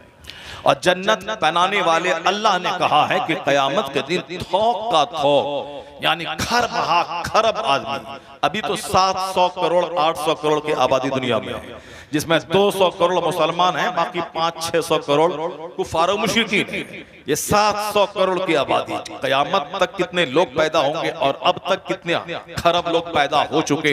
मैदान महशर में अव्वल से लेकर आखिर तक सारे लोग जमा हो जाएंगे। अल्लाह सबको दोबारा जिंदा करके मैदान महशर में लाएगा। जमीन से सारे लोग निकलेंगे, जमीन अपना सारा बोझ निकाल के फेंक देगी। जितने लोग दफन हुए, जला दिए गए, पानी में बहा दिए गए, वो सारे लोग मैदान महशर में होंगे। खरब आदमी सबसे जहन्नम को भर दिया जाएगा। उसके बाद अल्लाह कहेगा जहन्नम से हलिम तलाकी, क्या तेरा पेट भर गया? तो जहन्नम बोलेगा तकूलु हल मिन मजीद, क्या और कोई बच रहा है क्या? यानी खरबों महासंख्यों आदमी को जहन्नम में डाल दिया जाएगा। जहन्नम का पेट इतना अल्लाह ने बड़ा बनाया है। जब सारे जहन्नमी जहन्नम में डाल दिए जाएंगे, खरब महासंख्यों, उसके बाद जहन्नम से अल्लाह कहेगा क्या तेरा पेट भर गया? तो जहन्नम कहेगा, क्या कहेगा? कुरान शरीफ में आया है तकूलु हल मिन मजीद, जहन्नम बोलेगा और कुछ लोग बच रहे हैं क्या? यानी खरब आदमी को डालने के बाद अब तुम कभी मत बोलना कि कव्वाली के मजमे में 5 लाख की भीड़, जलसे में 5 आदमी, ऐसा क्यों हो रहा है? बाहर में चौक चौराहे पे चाय की दुकान पे 1000 आदमी और मस्जिद में 5 बूढ़ा क्यों है? कभी मत बोलना, बल्कि जान लेना कि ये दुनिया एक तमाशा, एक खेल है और आखिर चीज तो आखिरत है जो इटरनल, दायमी, परमानेंट। ये दुनिया आरजी, वक्ती, प्रोविजनल, टेम्पररी और यहाँ का 100 साल जिसमें बचपन, जवानी, बुढ़ापा तीनों पीरियड है। ये एक कतरा पानी। मुफ्ती साहब बैठे हैं, आका अलैहिस्सलाम की एक हदीस है, हुजूर फरमाते हैं कि तुम में से कोई अपनी उंगली पानी में डाल दे, फिल यम, समंदर में डाल दे, फल यंजुर बिमा तरजा, फिर वो देखे कि कितना पानी लेके उंगली लौटी है। ये कौन? दुनिया का सबसे बड़ा अक्लमंद, दुनिया के सबसे बड़े महान, बात अज खुदा बुजुर्ग तो किस्सा मुख्तसर, जिससे बड़ा दानिशमंद, जिससे बड़ा अक्लमंद, जिससे बड़ा हसीनो जमील, जिससे बड़ा ज़हीन कोई पैदा नहीं हुआ, न पहले न क़यामत तक कोई पैदा होगा, जिसको आला हजरत ने अपनी जबान में कहा, लम याते नज़ीर कफ़ी नज़रिन मिसले तू ना शुद पैदा जाना, जगराज को ताज तोरे सर सुहे, तुझको शहे दूसरा जाना। जिसके बारे में आला हजरत ने कहा, वह कमाले हुस्ने हुजूर है कि गुमाने नक्शे जहां नहीं, यही फूल खास से दूर है, ये वो शम्मा है कि धुआं नहीं। इसके बारे में आला हजरत ने कहा, अल्लाह की सरताब कदम शान है ये, इंसान नहीं इंसान, वो इंसान है ये। कुरान तो ईमान बताता है इन्हें, ईमान ये कहता है मेरी जान है ये। शान ईमान है मुस्तफ़ा, रूह ईमान है मुस्तफ़ा, कंज़े ईमान है मुस्तफ़ा, बाअसे तख्लीक़े कायनात है मुस्तफ़ा। कहाँ होता काबा, कहाँ होता मीना, कहाँ होता मुज़दलिफ़ा, कहाँ होता सफ़ा और मरवा, कहाँ होता मताफ, कहाँ होते मिज़ाब रहमत, कहाँ होता रुकन अस्वद, कहाँ होता मदीना, कहाँ होता काबा, कहाँ होता अरफात, कहाँ होता मीना और मुज़दलिफ़ा। आला हज़रत कहते हैं, होते कहाँ खलीलो बिना काबा ओ मिना, लौलाक वाले साहिबी ये सब तुम्हारे घर की है। सुभान अल्लाह, ये सब तुम्हारे घर की है। वह जो न थे तो कुछ न था, वह जो न हो तो कुछ न हो, जान है वो जहान की जान है तो जान है। सुभान अल्लाह एक है, ये पता मुस्तफ़ा ने बताया। कुरान हक है, अल्लाह की किताब है, ये मुस्तफ़ा ने बताया। ये रमजान, नमाज, रोजे, हज, ज़कात, ये सारी बहारें मुस्तफ़ा ने बताया। ये हज के मनासिक, ये सारा पैगाम मुस्तफ़ा ने अता फरमाया। अल्लाह एक है, हमने अल्लाह को नहीं देखा, मुस्तफ़ा ने अल्लाह को देख के कहा कि दुनिया का खालिक अल्लाह है और वो अल्लाह एक है। इसका मतलब ये निकला कि सारा दीन मुस्तफ़ा से हमको मिला है। अब जो मुस्तफ़ा को अपनी तरह इंसान कहे, हुजूर की शान घटाए, वो अपने ईमान की खैर मनाए, बल्कि तकाज़े ईमान तो यह है कि जिनके सदक़े में मैं कुफ्र से बचा, शिर्क से बचा, मैं बुराई से बचा, मैं बेईमानी से बचा। एहसान मोहम्मद अरबी का कि मैं बुत के सामने नहीं खड़ा हूं, मैं खुदा वाहिद के सामने। सुभान अल्लाह, नारे तकबीर, नारे रिसालत, इस्लाम मसलके आला हज़रत, इश्क मोहब्बत, नारे तकबीर, नारे रिसालत। पैगंबर आज़म अलैहिस्सलाम कहते हैं कि तुम में से कोई अपनी उंगली समंदर में डाल दे, फल यंजुर, फिर देखे कि कितना पानी लेके आया है। समंदर में उंगली डालेंगे तो 4-5 कतरा पानी। तो आका फरमाते हैं यही मिसाल इस दुनिया की और आखिरत की उस दुनिया की है, यानी आखिरत समंदर के मानिंद है और ये दुनिया एक कतरा पानी। जिस कतरा पानी के लिए 30 साल तक हम लोग पढ़ते हैं कॉलेज में, अब 32 साल तक नौकरी करते हैं स्कूल और दफ्तर में, इसी एक कतरा पानी के लिए। वतन सारा छोड़ के दिल्ली और पंजाब में रेडी चलाते हैं 16 घंटे ओवर टाइम लगाकर इसी दुनिया के लिए। बीवी बाल बच्चे को छोड़ के सऊदी अरब, अमेरिका, गल्फ चले गए पैसा कमाने के लिए, ऊंट चरा के, बकरी चरा के 16 घंटे। ईद के दिन भी नमाज पढ़ने नहीं देते वहां के कफील, बल्कि कहते तुम काम के लिए पैदा हुए हो, काम के लिए मेरे यहाँ आए हो, काम करो। अगर तुमको हज ही करना है तो मेरे घर का चक्कर लगा लो, तेरा हज हो जाएगा। ऐसी खुबासत भरी बातें करके लोग सुन करके वहां रहते हैं। तकाज़ुत ये था उस नौकरी को थूक देता जिस नौकरी में ईमान खतरे में पड़े। वहां से आकर के हिंदुस्तान में एक ठेला पे प्याज बेच लेते, लहसुन बेच लेते। एक मकान बनने वाला है जहां तुम 8 घंटे ईंट ढो लेते, कम से कम 500 रुपए डेली कमा लेते, नहीं 5 लाख कमाते, कम से कम 50 खरब रुपए का ईमान तो बचा हुआ रहता। 50 खरब के ईमान के सामने 5 कौड़ी की क्या हैसियत है। जिस दिन दिमाग की बात बैठ गई कि ईमान सबसे बड़ी चीज है, क़यामत के दिन बड़े बड़े इक़्तिदार वाले, बड़े बड़े साहिबाने जुब्बा दस्तार, बड़ी बड़ी कुर्सी पर बैठकर, सदारत की कुर्सी पर बैठकर सदर आला बनने वाले, प्रधानमंत्री बनने वाले, अमेरिका के सदर बनने वाले, ये सारे मसनद नशीनों को जब अल्लाह तबारक व तआला नाक और मुंह के बल घसीट कर अपने फरिश्तों के जरिए जहन्नम में डलवाएगा, वो गरीब ठेला चलाने वाला, प्याज बेचने वाला, लहसुन बेचने वाला, सड़क के किनारे सब्जियां बेचने वाला, मगर हराम नहीं खाने वाला, ईमान बचाने वाला, सजदा करने वाला, इस मोमिन को जब अल्लाह रेशम का कपड़ा पहनाकर, सोने का कंगन पहनाकर और बिल्कुल मसनद पे उसे बैठा के, उस पर चांदी के मसनद पर बैठा करके, और आपको गाँव तकिया, जन्नती तकिए में उसको लेटा, उसको टेक लगा के जब बिठा के रखेगा, उसके सामने अमेरिका से लेके बड़े बड़े ममालिक के सुदूर और जिम्मेदारों को जब जिल्लत के साथ जहन्नम की आग में घसीट कर डाला जाएगा, उस वक्त ये ठेला पे केला बेचने वाला ये कहेगा, या अल्लाह तेरा करोड़ों एहसान है कि तूने मुझको दुनिया में अच्छा घर नहीं दिया, तेरा करोड़ों एहसान कि मैंने दुनिया में 3 टाइम खाना पेट भर के ईद के दिन भी नहीं खाया। ये अल्लाह तेरा एहसान है, तूने दुनिया नहीं दी मगर आखिरत की रुसवाई से तूने मुझको बचा दिया। सुभान अल्लाह। इलाही तेरा करोड़ों एहसान। अगर तू इन काफिरों की तरह जो अमेरिका का प्रेसिडेंट है, अगर इसकी तरह तू मुझको दुनिया में मनसब दे देता, सोने का घर मकान बना देता, पूरा शहर में मेरा मॉल दे देता, और आज हम जहन्नम की आग में मुंह के बल जलील होके घसीट कर डाले जाते। ए अल्लाह, इससे बेहतर था कि मैं दुनिया में किराए के घर में रहा, मैं मोटा छोटा पहना, मैं रूखा सूखा खाया, मैं फूस की झोपड़ी में रहा। इलाही करोड़ों एहसान कि तूने मुझको दुनिया में थोड़ी सी तकलीफ दी मगर आखिरत की खरबों तकलीफ से तूने मुझको बचा दिया। बेशक सुभान अल्लाह। यही है दुनिया और आखिरत की मिसाल, यही है ईमान और कुफ्र की मिसाल। जब बच्चे की घुट्टी में यह बात पिल जाए, ये दुनिया पानी का एक कतरा है, आखिरत अपार समंदर। ये दुनिया सलील है, इज्जतें असल में वहां की है जहां सदा रहना है, जहां हमेशा, जहां खरबों साल की गिनती की भी कोई हैसियत नहीं है। खरबों साल एक गिनती काउंटेबल चीज है, लेकिन जहां बेगिनती साल सदा रहे, असल इज्जत वहां की, असल तकलीफ वहां की। अगर ये बात दिल में बैठ जाए, एक बच्चा मुसलमान का ना कभी जहर खा के मरेगा, ना फांसी के फंदे पे लटकेगा, ना मुसीबतों के बीच में घिर करके न वो रेल ट्रेन की पटरी में कटेगा।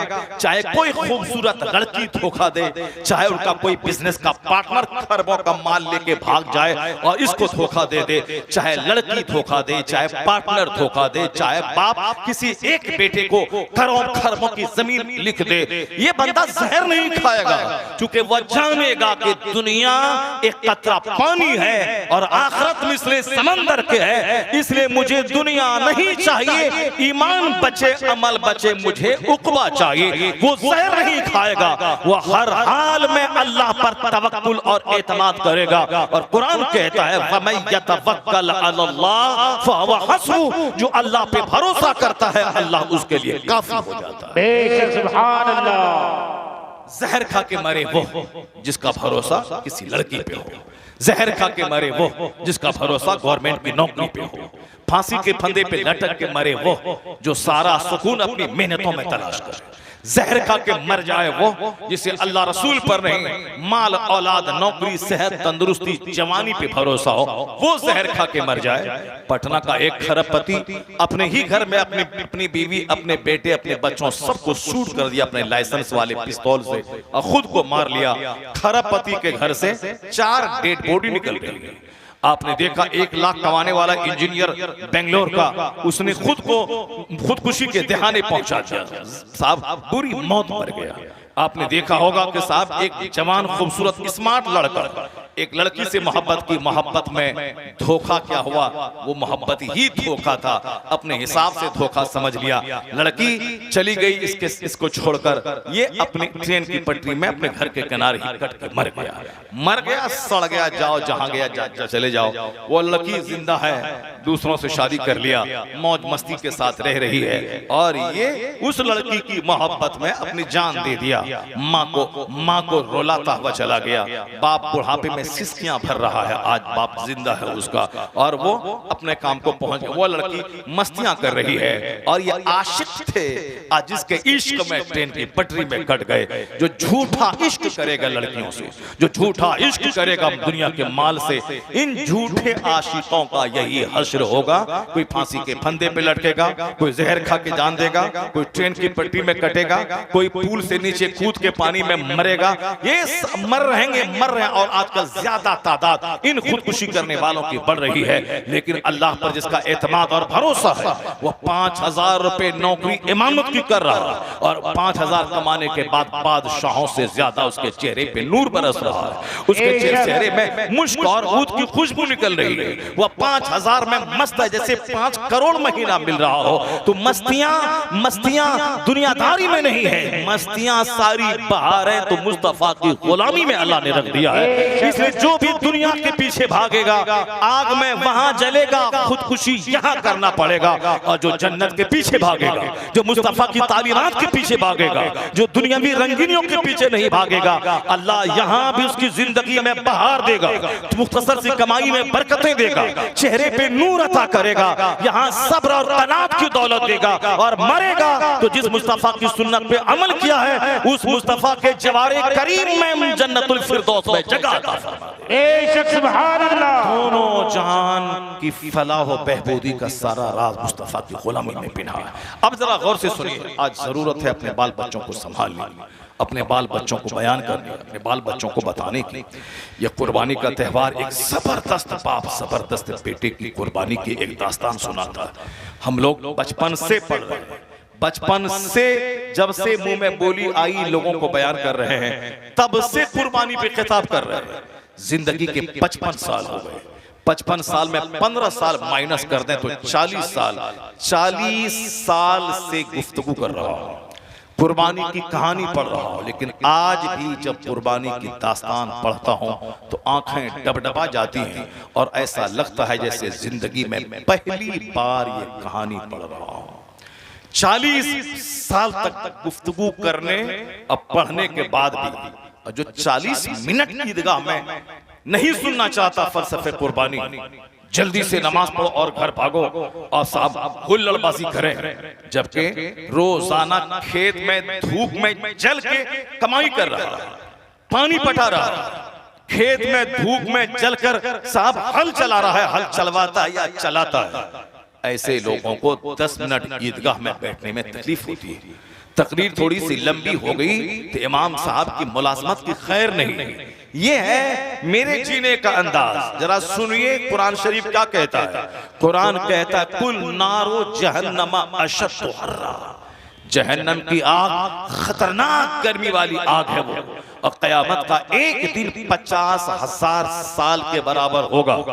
दुनियावी गिनती के हिसाब से 50,000 साल के बराबर एक दिन होगा, और वहां 25,000 साल, 25 साल नहीं 25,000 साल के बराबर जो आधा दिन होगा, उस आधे दिन के बराबर बंदा पसीने में डूबा हुआ रहेगा। कोई नाक तक, कोई आंख तक, कोई सर तक पसीने में शराबोर रहेगा, कोई साया नहीं रहेगा दरख्त का। आज ईदगाह में वहां मुसल्ले से भाग करके आ गए, दीवार के साए में, कमजोर हैं, शुगर की बीमारी है, मर जाओ मुसल्ले पे। कम से कम शराब की भट्टी में मरने से करोड़ों गुना तो बेहतर है। इधर उधर लेटरिन रूम में मरने से तो बेहतर है कि मुसल्ले पे मर गए। तो कयामत के दिन एक बख्शिश का सहारा तो गा इलाही, भट्टी में नहीं मरा हो, नमाज की चटाई पे मरा हो। जो मुसल्ले पे मर जाए, ईदगाह में मर जाए, जो मस्जिद में मर जाए, मालूम है अगर मस्जिद में जो मरा इधर मरा उधर, सीधे जन्नतुल फिरदौस में पहुंच जाए। बेशक सुभान अल्लाह। ऐसी मौत उसको कहां मिलेगी? ईदगाह में उसको मौत कहां मिलेगी? जो सारी जिंदगी झूठ में गुजारा, जो सारी जिंदगी शराब पीने में गुजारा, जो सारी जिंदगी जुआ सट्टा में गुजारा, जो रोजाना 5 नमाजें छोड़कर 5 गुनाह कबीरा, बड़ा गुनाह जैसे शराब पीना हराम, ज़िना करना हराम, सूद खाना हराम, उसी तरह नमाज़े पंजगाना छोड़ना हराम, जो रोजाना सारी जिंदगी 25 साल तक 5 नमाजें छोड़ के करोड़ों गुनाह कबीरा का इर्तिकाब किया हो, वो क्या समझता है कि मुसल्ले पे मर जाए, ईदगाह में सजदा करते हुए मर जाए, तिलावत करते हुए मर जाए? नहीं मरेगा। जो किसी औरत के इश्क में मरा है वो मुसल्ले में कैसे मरेगा? जो दुनिया की चाहत में मरा है वो सजदागाह में कैसे मरेगा? सजदागाह में मरता है वो जो 15 साल की उम्र से 55 साल की उम्र तक सजदा करता रहा, अल्लाह ने कबूल किया। वह चौराहे पे ग़ीबत की महफिल में नहीं मरेगा, मस्जिद में सजदा करते हुए मर जाएगा। उसको मौत नसीब होगी जिन्होंने तहज्जुद की लज्जतें हासिल की, जिन्होंने इशराक और चाश्त की लज्जतें हासिल की, जिन्होंने नमाज़े अवाबिल की लज्जतें हासिल की, जिसने इस जवानी में कड़ाके की सर्दी में नहा के वुजू करके नमाज पढ़ा, जो जबरदस्त गर्मी में पसीने से शराबोर होने के बाद उसने वो नमाज अदा की हो, गर्मी का बहाना न बनाया हो। हम लोग ठहरे जल्दबाज, इसलिए हमें सब्र हमारी जिंदगी से रुखसत हो चुका है। और सच्ची बात तो है कि आखिरत का महत्व हमारी निगाहों से घटता चला जा रहा है। वरना एक आदमी दुनिया की वजह से आखिरत के खरबों साल की जिंदगी को आग में डाल दे, ऐसा कभी नहीं होगा। इसलिए कयामत का चर्चा कुरान शरीफ में हर पेज में मौजूद है। आखिरत का चर्चा सबसे ज्यादा कुरान में मौजूद है। सूरह फातिहा के मालिक के यौमिद्दीन से लेकर बिनास तक, आखिरी सूरत तक, हर सूरत में आखिरत का चर्चा, यानी the world of here after, इस दुनिया के बाद जो दुनिया है उसका चर्चा। जरा देखिए, जो चर्चा कुरान में सबसे ज्यादा है उसी का वही चर्चा मस्जिदों में कम है, वही चर्चा तकरीर में कम है, वही चर्चा घर में माँ बाप की गुफ्तगू में कम है, वही चर्चा पड़ोसी की गुफ्तगू में कम है। किताब में आया है कि जब पहले सहाबा इकराम आपस में एक दूसरे से मिलते थे तो सूरह वल अस्र की तिलावत करते थे। वल अस्र इन्नल इंसान लफी खुस्र, महबूब के ज़माने की कसम के इंसान खसारे में, घाटे में है। इल्लल लज़ीना आमनू व अमिलुस सालिहात व तवासौ बिल हक़ व तवासौ बिस सब्र, यानी इस छोटी सी सूरत को पढ़कर सामने वाले को एक बात बताई जाती थी कि असल में कामयाबी दुनिया हासिल करना नहीं है, असल में कामयाबी ईमान और अच्छा अमल, उसी अच्छे अमल का पार्ट है एक दूसरे को नेकी की बात बताते रहना और सब्र की तलकीन करते रहना, खुद सब्र करना। चूंकि नेकी की बात बताने वाले को बेशुमार क्रिटिकल कंडीशन से गुजरना होगा, गाली सुननी होगी, जरूरतन कभी मार खाना होगा, क्योंकि ये काम आसान नहीं है कि एक आदमी के दिल में अल्लाह का डर बिठाने के लिए जबरदस्त मिसालें दी जाती हैं, कभी तल्ख जुमले इस्तेमाल किए जाते हैं, और जो आदमी सर से लेके पांव तक गुनाहों का पुतला है वह तल्ख तनकीद अपने लिए बर्दाश्त नहीं कर पाता है। इसलिए आपने जो सुना है कि फलां वली को ज़बह कर दिया गया, फलां हक बात बताने वाले को पत्थर मार के हिलाक कर दिया गया, ये वही शरीर किस्म के लोग थे जिसको अपनी तनकीद अच्छी नहीं लगी और तनकीद करने, बुराई की तनकीद करने वालों की जान के दुश्मन बन गए, उसको मार दिया। मैदान महशर की गर्मी, वहशत, घबराहट, ये बच्चों को बयान कर रहा होगा ताकि बच्चा डीएम बनने के बाद काफिर ना हो जाए, बल्कि अपने दफ्तर में जब बैठे तो मुलाजमत के बारे में 50% सोचे और 50% कल अगर ऑफिस में मर गया, मरने के बाद जहां जाएगा उस दुनिया के बारे में 50% सोचे। जब इस दुनिया के पेट के बारे में वह मेहनत कर सकता है 15 घंटे रोजाना, तो कम से कम 2 घंटे टाइम निकालकर सजदा और तिलावत के लिए आखिरत का सामान कर ही सकता है। वो जिसके दिमाग में नौकरी का जुनून छा जाए वो 15 घंटे पढ़ता है, और जिसके दिमाग में जन्नत का जुनून छा जाए 5 वक्त की नमाज का वो तो तहज्जुद में भी उठेगा, इशरा भी पढ़ेगा, बेशक सुभान अल्लाह। और यहाँ 5 वक्त की नमाज पढ़ना बोझ आता है। क्यों?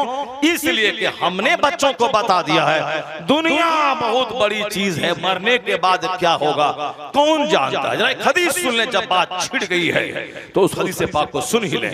आका अलैहिस्सलाम फरमाते हैं सबअतु युज़िल्लुहुमुल्लाहु फी ज़िल्ली यौम ला ज़िल्ला इल्ला ज़िल्लु, बुखारी शरीफ और मुस्लिम शरीफ दोनों मोतबर किताब, कुरान के बाद जो सबसे ज्यादा मोतबर किताब है वो है बुखारी शरीफ और वो है मुस्लिम शरीफ। यह दोनों किताबें, अगरचे साए सित्ता की वो और किताबें हैं, लेकिन यह दोनों किताब साए सित्ता में सबसे ज्यादा रिलायबल, सबसे ज्यादा ऑथेंटिक और सबसे ज्यादा मुस्तनद और मोतबर किताब मानी जाती है।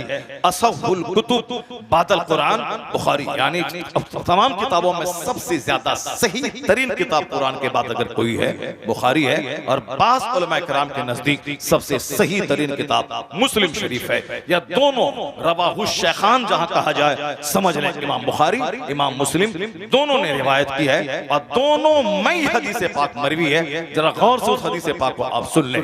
आका क्या फरमाते हैं इस हदीस में भी वही बात है, यानी जो सबसे ज्यादा कुरान में जो बात है, सूरह वाक़िया में, सूरह दुखान में, सूरह रहमान में, सूरह मुल्क में, सूरह मुज़म्मिल में, जिस सूरत को आप उठा लें, 30वां पारा सूरह नबा में, सूरह नाज़िआत में, सूरह तकवीर में, सूरह इन्फितार में, यहां तक के सूरह ज़िलज़ाल, सूरह आदियात, सूरह कारिया, सूरह तकासुर वल अस्र और सूरह वैलुल लिकुल्ल, सब सूरतों में सब में आखिरत की बात है, सब में आखिरत की बात है, हर सूरत में सिर्फ आखिरत की बात है।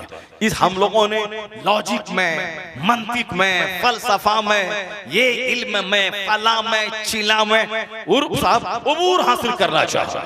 क्या ये इमामुल मंतिक है, ये इमामुल फलसफा है, ये इमामुल नहव है, ये इमामुल सर्फ है, ये सब है। कोई ये भी तो बता दे ये तक़वा परहेज़गारी के इमाम है, ये उखरवी फिक्र के इमाम है, ये हदीस और तफसीर के जबरदस्त समझने वाले और जबरदस्त उसके आमिल है। ये इमाम शाफी की माँ ने कहा था कि बेटा 9 हदीस जब तुमको याद हो तो 10वीं हदीस याद मत करना उस वक्त तक जब तक कि इस 9 हदीस पर अमल ना हो जाए, 10वीं हदीस याद मत करना।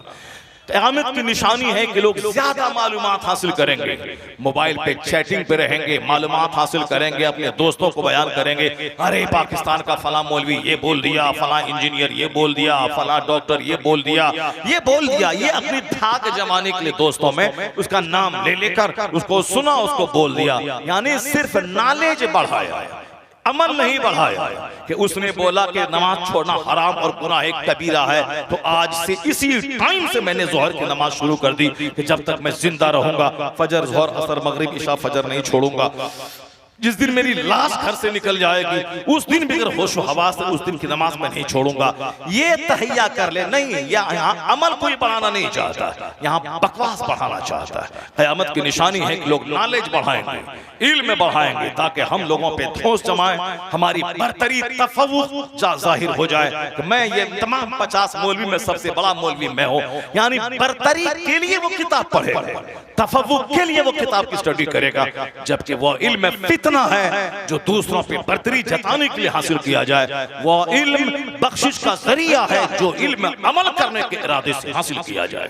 ये क़यामत की निशानी, ये फितना, मोबाइल में फितना है साहब। जब बातें की गई हैं गौर से मजमे में सुना जाए, उस पर जिंदगी में अमल किया जाए। नहीं, इस जलसे में भी आए तो मोबाइल लेके बैठ गए, मोबाइल से तकरीर डाउनलोड कर रहे हैं ताकि दूसरा आदमी जान ले कि साहब मैं मोबाइल वाला हूं, मेरे पास फला मोबाइल है और मैं तकरीर डाउनलोड कर रहा हूं, जबकि 1000 तकरीर उसके मोबाइल में, और उसके बावजूद फिर मोबाइल लेके आ गया और फिर उस मोबाइल पे तकरीर पे अमल नहीं करेगा, सिर्फ दोस्तों में धाक जमाने के लिए हमारे पास फला कितनी तकरीरें हैं, हमारे पास फला कितनी तकरीरें हैं। एक तकरीर सुनो, मेरा एक मुरीद है दुबई में रहता है, कहा हजरत आपकी तकरीरें तो बहुत हैं, हजारों की तादाद में है यूट्यूब पर, लेकिन मैंने एक तकरीर उन हजारों में से अपने लिए चुन लिया है। उस जब भी मुझको लगता है कि माल चाहिए, घर मकान चाहिए, दुकान चाहिए, अच्छा लग्जरियस लाइफ, आरामदी जिंदगी चाहिए, वो तकरीर आपकी 10 मिनट सुन लेता हूं। जो दुनियावी चाहत पैदा होनी शुरू होती है उस तकरीर के सुनने के बाद वो चाहत घट जाती है। वो चाहत घट जाती है। इसलिए वो तकरीर मास्टरपीस है जो मैंने अपने लिए अलग कर लिया। इस तकरीर से मुझको जिंदगी मिलती है, इस तकरीर से मुझको रोशनी मिलती है, इस तकरीर से मेरे दिल से दुनियावी ख्वाहिशात का जनाजा निकलता है, मुझको उखरवी फिक्र मिलती है। तकरीरें तो डेली होती है, लेकिन एक को उन्होंने अपने लिए चुन लिया।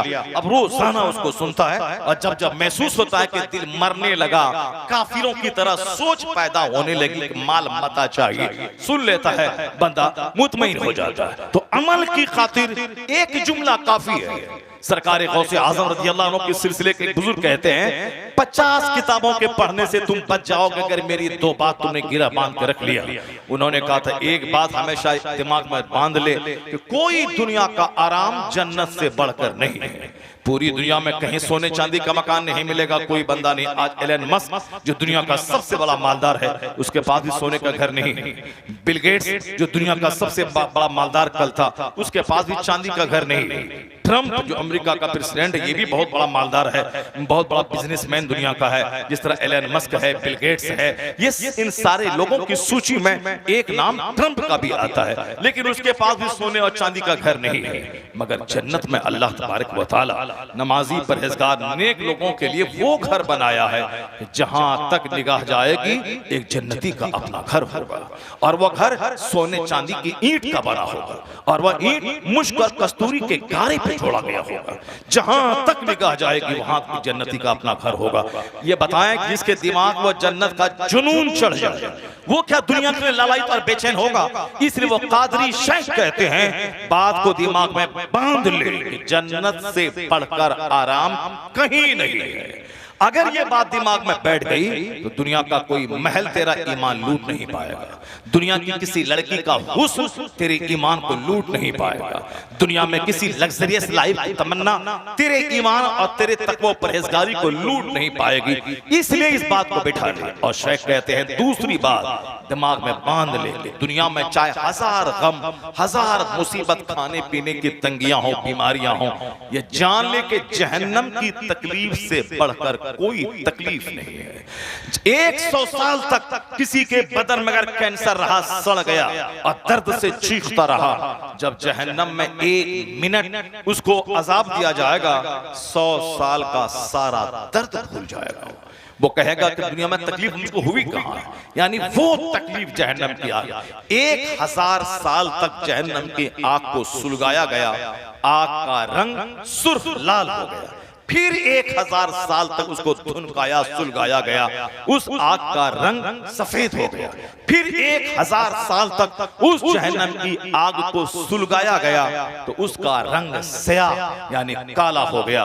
अभी जो जहन्नम की आग है यही काले रंग की आग है, काले रंग की, जिसको 3 साल नहीं, 3 घंटा नहीं, 3000 साल तक जिसको धुनकाया गया है, सुलगाया गया है, उस आग में डाला जाएगा उसको जो दुनिया में रोजाना झूठ बोलता रहा, डाला जाएगा उसको जो रोजाना ठठाई से 5 नमाजें छोड़ता रहा, उस आग में डाला जाएगा उसको जो दुनिया में गीबत की महफिल सजाता रहा, उसमें डाला जाएगा उसको जो औरतें बेपर्दगी के साथ गैर मर्दों के सामने अपने जिस्म की नुमाइश करती रही, उसमें डाला जाएगा उसको जो मर्द ठठाई के साथ मस्जिद और मदरसा और खानकाहों की बेहुरमती करता रहा, उसके हुर्मत को पामाल करता रहा।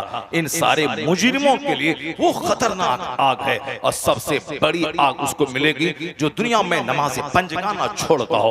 क्योंकि नमाज सबसे बड़ा फर्ज है तो नमाज छोड़ना सबसे बड़ा गुनाह है। उसको जब बड़ा गुनाह है उसको वो दर्दनाक अजाब दिया जाएगा। बहार शरीयत के पहले हिस्से में जन्नत का बयान महीने में 1 दिन जरूर पढ़ा कीजिए, दोज़ख का बयान उसमें है, उसको महीने में 2 दिन जरूर पढ़ा कीजिए। और 1 दिन पढ़ लेंगे तो 1 हफ्ता तक वो दिमाग में असर रहेगा। गुनाह करने में झिझक पैदा होगी, गुनाह करने में अब शर्म महसूस होगी, और जन्नती काम करने में फरहत और खुशी महसूस होगी। इसलिए तो कहा जाता है कि 3 दिन लगातार अगर कोई मौलाना किताब का मुताला छोड़ दे उसका दिल मरने लगता है। जैसे जमीन पे पानी पाना बंद हो जाए, जमीन मर जाती है, और उसको दोबारा जिंदा करने के लिए उसमें पानी की जरूरत होती है। चाहे तो फीटर मशीन से पानी डालें या आसमान से पानी गिरे तब वह जमीन जमीन जिंदा होती है, उसमें फसल पैदा होती है। उसी तरह जो आदमी किताब नहीं पढ़ता या आलिम की सोहबत में नहीं रहता, उसका दिल मर जाता है, उसका चेहरा सूख जाता है, वो जाहिलों काफिरों की तरह बातें करने लगता है। कौन खुदा, कैसा खुदा, कैसी आखिरत, अभी दुनिया चाहिए। रब्बना आतिना फिर दुनिया हसना, इस दुनिया में हंसना है पहले, फिर आखिरत का हंसना है। यानी ये हसना को हंसना कहता है और दुनिया को प्रियोरिटी और उसको तरजीह देता है। जबकि कुरान शरीफ में आया है कि तुम दुनिया को तरजीह देते हो, वल आखिरतु खैरुन व अबका, जबकि आखिरत ही आप सबसे अच्छी और आखिरत ही बाकी रहने वाली चीज है। बल तुसिरूनल हयातद दुनिया, तुम दुनिया की जिंदगी को तरजीह देते हो। ये तो क्या है, वमल हयातुद दुनिया इल्ला लइबुन व लह, ये दुनिया की जिंदगी तो खेल तमाशा है। जैसे कोई बच्चा, 4 बच्चे जमा हुए, सबों ने मिट्टी का घर बनाया और जब खेलते हुए दिल भर गया, सारे मिट्टी के घरों को हाथ से और पांव से तोड़ा और अपने घर चले गए। वही हाल इस दुनिया की। कुरान शरीफ में कई जगह पे आया है, ये दुनिया खेल तमाशा है। यानी एक बंदा नमाजें छोड़ के दौलत जमा करता है, बड़ा घर बनाया, पोर्टिको को बनाया, फॉल से सीलिंग बनाई, सोफा बनाया, डाइनिंग हॉल बनाया, किचन में मार्बल ग्रेनाइट लगाया, सब लगाते हुए 10 साल हो गए और जब उस घर में रहने की बारी आई तो अचानक चक्कर आया, गिरे मरे और कब्र में सड़ने के लिए पहुंच गए। यानी वो 2 गज जमीन में सड़ने के लिए पहुंच गए जिसके बारे में कभी सोचा तक नहीं था। और वो घर बनाया जिस घर के बनाने में हजारों नमाजें कज़ा हुई, जिसमें करोड़ों गुना छूट के नमाज छोड़ने के किए गए। अब वो घर दूसरों के लिए छोड़ करके अपने लिए उस घर में चले गए जो कीड़ों और मकड़ों का घर है। उससे बड़ा अहमक और नादान, यही नादानी सारे लोग कर रहे हैं। दुनिया के अक्सर लोग यही नादानी कर रहे हैं। अब जरा सुनिए वो हदीस पाक, सबअतुन युज़िल्लुहुमुल्लाह फी ज़िल्लिही यौम ला ज़िल्ला इल्ला ज़िल्लुहु। बुखारी और मुस्लिम दोनों में ये हदीस पाक आया है। हदीस पाक में कि क़यामत की वहशतनाक घबराहट गर्मी, एक दिन जहां का 50,000 साल के बराबर होगा, वहां कोई दरख्त नहीं होगा। आज ईद के दिन मैंने कल देखा, तकरीर थोड़ी सी लंबी हुई, लंबी मेरे हिसाब से नहीं मगर लोगों के हिसाब से थोड़ी सी लंबी हुई, तो लोग घबरा गए, कोई भाग के दीवार की तरफ चले गए और जबरदस्त गर्मी थी। मैं हालांकि धूप में पसीने में शराबोर, लंबा जुब्बा भी है, जैकेट भी है, फिर उसके बाद धूप में है, अगर साए की जगह थी खड़े होने की, मगर मैंने लोगों को देखा सारे लोग धूप में, इसलिए मैं भी उस मेंबर के अंदर से निकल करके मैं भी धूप में आ गया ताकि मैं आपके साथ शरीक हो जाऊं। आप ये ना समझें कि हजरत तो आराम से हवा ले रहे हैं और अंदर में हैं और हम लोग धूप में जल रहे हैं। हजरत को क्या हमारी तकलीफ का क्या अंदाजा है। मैं उनसे ज्यादा तकलीफ में था, क्योंकि मेरे अंदर में बनियान है, फिर लंबा जुब्बा है, फिर उसके बाद जैकेट, मोटी सदरी है, फिर बोलने की गर्मी है, फिर धूप की गर्मी है। ये 4, 5, 6 गर्मियां मेरे साथ थी। उनके साथ तो सिर्फ धूप की गर्मी थी, मेरे साथ 4, 5 गर्मियां थी। मैंने देखा उसके बावजूद कुछ लोग थे जो दीवार तलाश कर रहे थे, कहीं मिले कि थोड़ा सा सोचा, तकरीर सुने, खुतबा सुने, मगर दीवार के साए में बैठ के सुने। जरा गौर करेंगे, यहाँ 5 मिनट बोझ है। क़यामत का एक दिन 50,000 साल के बराबर होगा।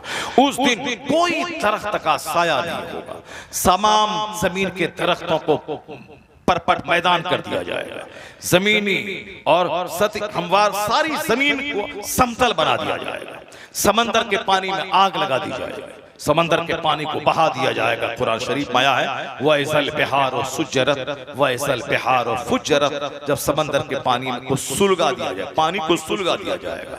समंदर में भी लगती है आग, ये आग उसी आग की कहानी है जिस क़यामत के दिन उस समंदर में आग लगा दी जाएगी। लोग कहते हैं पानी आग ये दोनों में कैसा संबंध है समंदर में लगती है आग और समंदर के पानी को बहा दिया जाएगा। जैसे सैलाब आता, मुझसे आपसे ज्यादा मैं नहीं समझ पाऊंगा, पूरे बारसोई का पूरा इलाका, गांव का गांव सब पानी के अंदर डूब जाता है।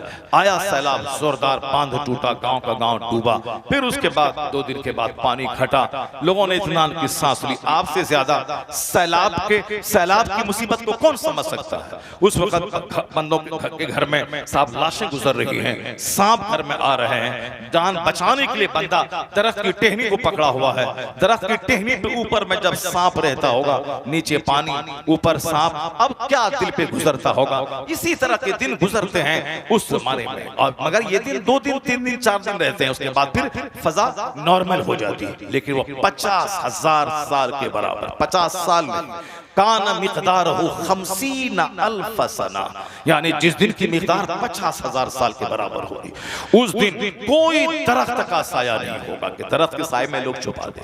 सवानेज़े पे आफताब, यानी बिल्कुल सर पे आफताब होगा। अभी आफताब कितनी दूरी पे है, इसी का अंदाजा आप लगा लें कि यह जमीन जिस पर हम लोग रहते हैं, इस जमीन से 13 लाख गुना बड़ा है यह सूरज। 13 लाख गुना, 13 गुना नहीं, 13,000 गुना नहीं, 13 लाख गुना बड़ा है ये सूरज, जो बिल्कुल फुटबॉल और गेंद की तरह लगता है आसमान में। 13 लाख गुना, ये आज के वैज्ञानिक कहते हैं, साइंसदान कहते हैं। और फिर हमारे बुजुर्गों ने जो किताबों में लिखा है, इमाम गज़ाली ने और दूसरे मुफक्किरीन ने, वो ये लिखा है कि आसमान का सूरज जमीन के मुकाबले में बहुत बड़ा है, बहुत बड़ा है, कई गुना ज्यादा बड़ा है। उन लोगों ने थर्मामीटर से, खुदबीन से, उन्होंने माइक्रोस्कोप से नापा नहीं कि कितना बड़ा है, उन्होंने कहा कि बहुत बड़ा है सूरज। लेकिन आज चूंकि साइंस जवान हो चुकी है, सब की पैमाइश और नापने का आला बन चुका है, तो सूरज की पैमाइश का भी इन्होंने अपने हिसाब से साइंटिफिक वे में जो नापा, जो जांचा, जो दूर से नापा, जो जांचा, नासा के वैज्ञानिकों ने कहा 13 लाख गुना ज्यादा बड़ा है यह सूरज। इतनी दूरी पे है वो, देखने में फुटबॉल लगता है जमीन के मुकाबले में गेंद की तरह। कितनी दूरी पे है, करोड़ बरस दूरी पे वह सूरज है। फिर भी आज बदन खोलने लगता है जब मैं डायरेक्ट सूरज की रोशनी में रहता हूं। जिस दिन सवानेज़े पे आफताब आ जाएगा, क्या हश्र होगा। लोग नाक और गर्दन तक पसीने में डूबे हुए रहेंगे। ऐसा पसीने की नदी बहेगी, उसमें कश्तियां चलने लगे। कोई दरख्त न होगा कि लोग छुप सके, कोई मकान नहीं होगा उसके दीवार में पनाह ले सके, कहीं कोई ऊंची जगह नहीं होगी कि उस ऊंची जगह के नीचे में जाके खो में पनाह ले सके। नहीं, सारे समंदर में को बहा दिया जाएगा, समंदर में आग लगा दी जाएगी, सारे पहाड़ रुई के गाले की तरह उड़ेंगे, न पहाड़ रहेगा न उसका कोई साया रहेगा। यौम तकूनुन नास कल फराशिल मबसूस व तकूनुल जिबालु कल इहनिल मनफूश, यानी ये पहाड़ जैसे कोई रुई को धुनने वाला, धुनिया जब रुई को धुनता है लिहाफ बनाने के लिए तो रुई का गाला उड़ता है, उसी तरह सारे पहाड़, हिमालय पहाड़, माउंट एवरेस्ट से लेकर दुनिया की जितनी भी माउंटेन है, सब रुई के गाले की तरह उड़ेंगे। ये पहाड़ जमीन का पिलर है। जब ये पिलर ही उड़ने लगेगा तो जमीन में जबरदस्त जलजला आएगा, जमीन हिलेगी। जमीन के अंदर जितने लोग दफन किए गए सबको निकाल के जमीन फेंक देगी। सारे लोग मैदान महशर में गरोह दर गरोह आएंगे और उस मैदान महशर की गर्मी में सवानेज़े पे आफताब, तांबे की जमीन, न कोई साया। मगर हुजूर कहते हैं सब अतुल, 7 लोग ऐसे खुशनसीब हैं जिनको अल्लाह उस दिन, जिस दिन कोई साया नहीं होगा, अल्लाह का सिर्फ अर्श का साया होगा, उस अर्श के साए में ये 7 खुशनसीब होंगे, 7 टाइप के खुशनसीब होंगे जिसको अल्लाह अपने अर्श के साए में जगह अता करेगा। जरा जोर से बोले सुभान अल्लाह, हाथ उठा के बोले ला इलाहा इल्लल्लाह, ला इलाहा इल्लल्लाह। जो बेवकूफ थे वो चले गए। मैं पहली बार आज खिताब करने के लिए इस गांव में आया हूं, पहली बार। ऐसा नहीं कह रहे बार बार मौलाना साहब आते हैं, बहुत सुने हैं, आज भी वही सारी बातें सुनाएंगे। महशर की, आखिरत की, नमाज की, रोजे की, जन्नत की, आखिरत की, अखलाक की, आदाब की, वही सुन्नत की, इस्लामी तालीमात की, वही बातें करेंगे। बहुत सुन चुके हैं, जबकि पहली बार आया हूं। हिंदुस्तान के लाखों करोड़ों लोग मुझे सुनते हैं और पहली बार मैं आपके गांव में आया हूं। कम से कम इन छोकरों को जो गुटखा खा के गली गली घूम के सड़क पे पूरा जाम किया हुआ था। अभी कार पे मैं आ रहा था तो कार आगे बढ़ नहीं रही थी, धक्कम रेलम पेल कर रहा था, जैसे कि कार को उठा के फेंक देगा, इस कदर रेल पेल कार नहीं जाएगी। और अभी जब वहां से आया खाना खाने के बाद पूरा मतला साफ हो चुका था, सब रास्ता पूरा साफ हो चुका था, वह धक्कम रेलम पेल सब खत्म हो चुका था। बस एक वक्ती जुनून रहता है, वह लोग दीन, अगर दीन सीख लेते, सिर्फ आज की तकरीर सुन लेते और कोई तकरीर नहीं सुनते, अगर दिल से सुन लेते तो मुझको यकीन है कि उसके जाहिर और बातिन का जोग्राफिया बदल जाता। नहीं 100%, 50% जरूर उसका दिमाग का तार तो हिल ही जाता। वो मास्टर भी बनेगा, जन्नती भी बनेगा, वो डॉक्टर भी बनेगा, जन्नती भी बनेगा, वो इंजीनियर बनेगा, जन्नती बनेगा। वो इंजीनियर बनने के लिए 10 घंटे मेहनत करेगा, जन्नत जाने के लिए सिर्फ 1 घंटा मेहनत करेगा। तो दुनिया में इंजीनियर बन के अच्छा खाएगा पिएगा और 1 घंटा सिर्फ नमाज के लिए टाइम निकालेगा। जैसे सांस का रिश्ता टूटा, फौरन सोने चांदी के घर जन्नत में पहुंच जाएगा। तो अक्लमंद वो है जो दुनिया में भीख मांगेगा नहीं। जो सिनेमा देखेगा वो भीख मांगेगा, बाप से भीख मांगेगा, समाज वाले से भीख मांगेगा। जो बाप की जमीन बेच बेच के पैसा भेजता है, वो आईएएस की तैयारी के नाम पे कोटा में, भोपाल में, दिल्ली में मस्ती कर रहा है और सारी जमीन भी बेचवा दिया, उसके बाद भीख मांगेगा। सच रिश्तेदार से, फला से 1 कट्टा जो घर बेच करके 10 लाख रुपए दे देगा किसी को कि नौकरी हमको दे दो, चपरासी की नौकरी, 4th ग्रेड की नौकरी ही मिल जाए कम से कम। यानी चपरासी बनने को तैयार है। जो मेहनत करके आईएएस ऑफिसर बनना था, मेहनत करके इसको जिसको आईपीएस बनना था, ये चपरासी बनने के लिए मकान बेचकर 10 लाख रुपए दे रहा है कि चपरासी की नौकरी मिल जाए। जाहिर सी बात है जो नहीं पढ़ेगा नहीं लिखेगा वो तो चपरासी पर ही इत्तफा करेगा। चपरासी बन जाए, कहीं दिल्ली पंजाब में रात में चौकीदारी करने वाली नौकरी मिल जाए। जमींदार का बेटा चौकीदारी करने के दिल्ली में जा रहा है, वहां साहब सीमेंट और गिट्टी की दुकान में वो ठेला लेके खड़ा है ताकि कोई आए, ग्राहक आए, 10 बोरा सीमेंट चाहिए, हाँ जी फला मंसूर ये 10 बोरा सीमेंट लो, फला सेक्टर नंबर 19 के गली नंबर 18 मकान नंबर 124 में ये सारा सीमेंट और रेती और बालू पहुंचा दो। जो नहीं पढ़ेगा लिखेगा वो वही करेगा और क्या करेगा। तो अब जो नहीं सुनेगा, तकरीर नहीं सुनेगा, नमाज नहीं पढ़ेगा, यहाँ तो रेती ढोएगा, मरने के बाद कहाँ हशर होगा इनका वो तो अल्लाह को मालूम है।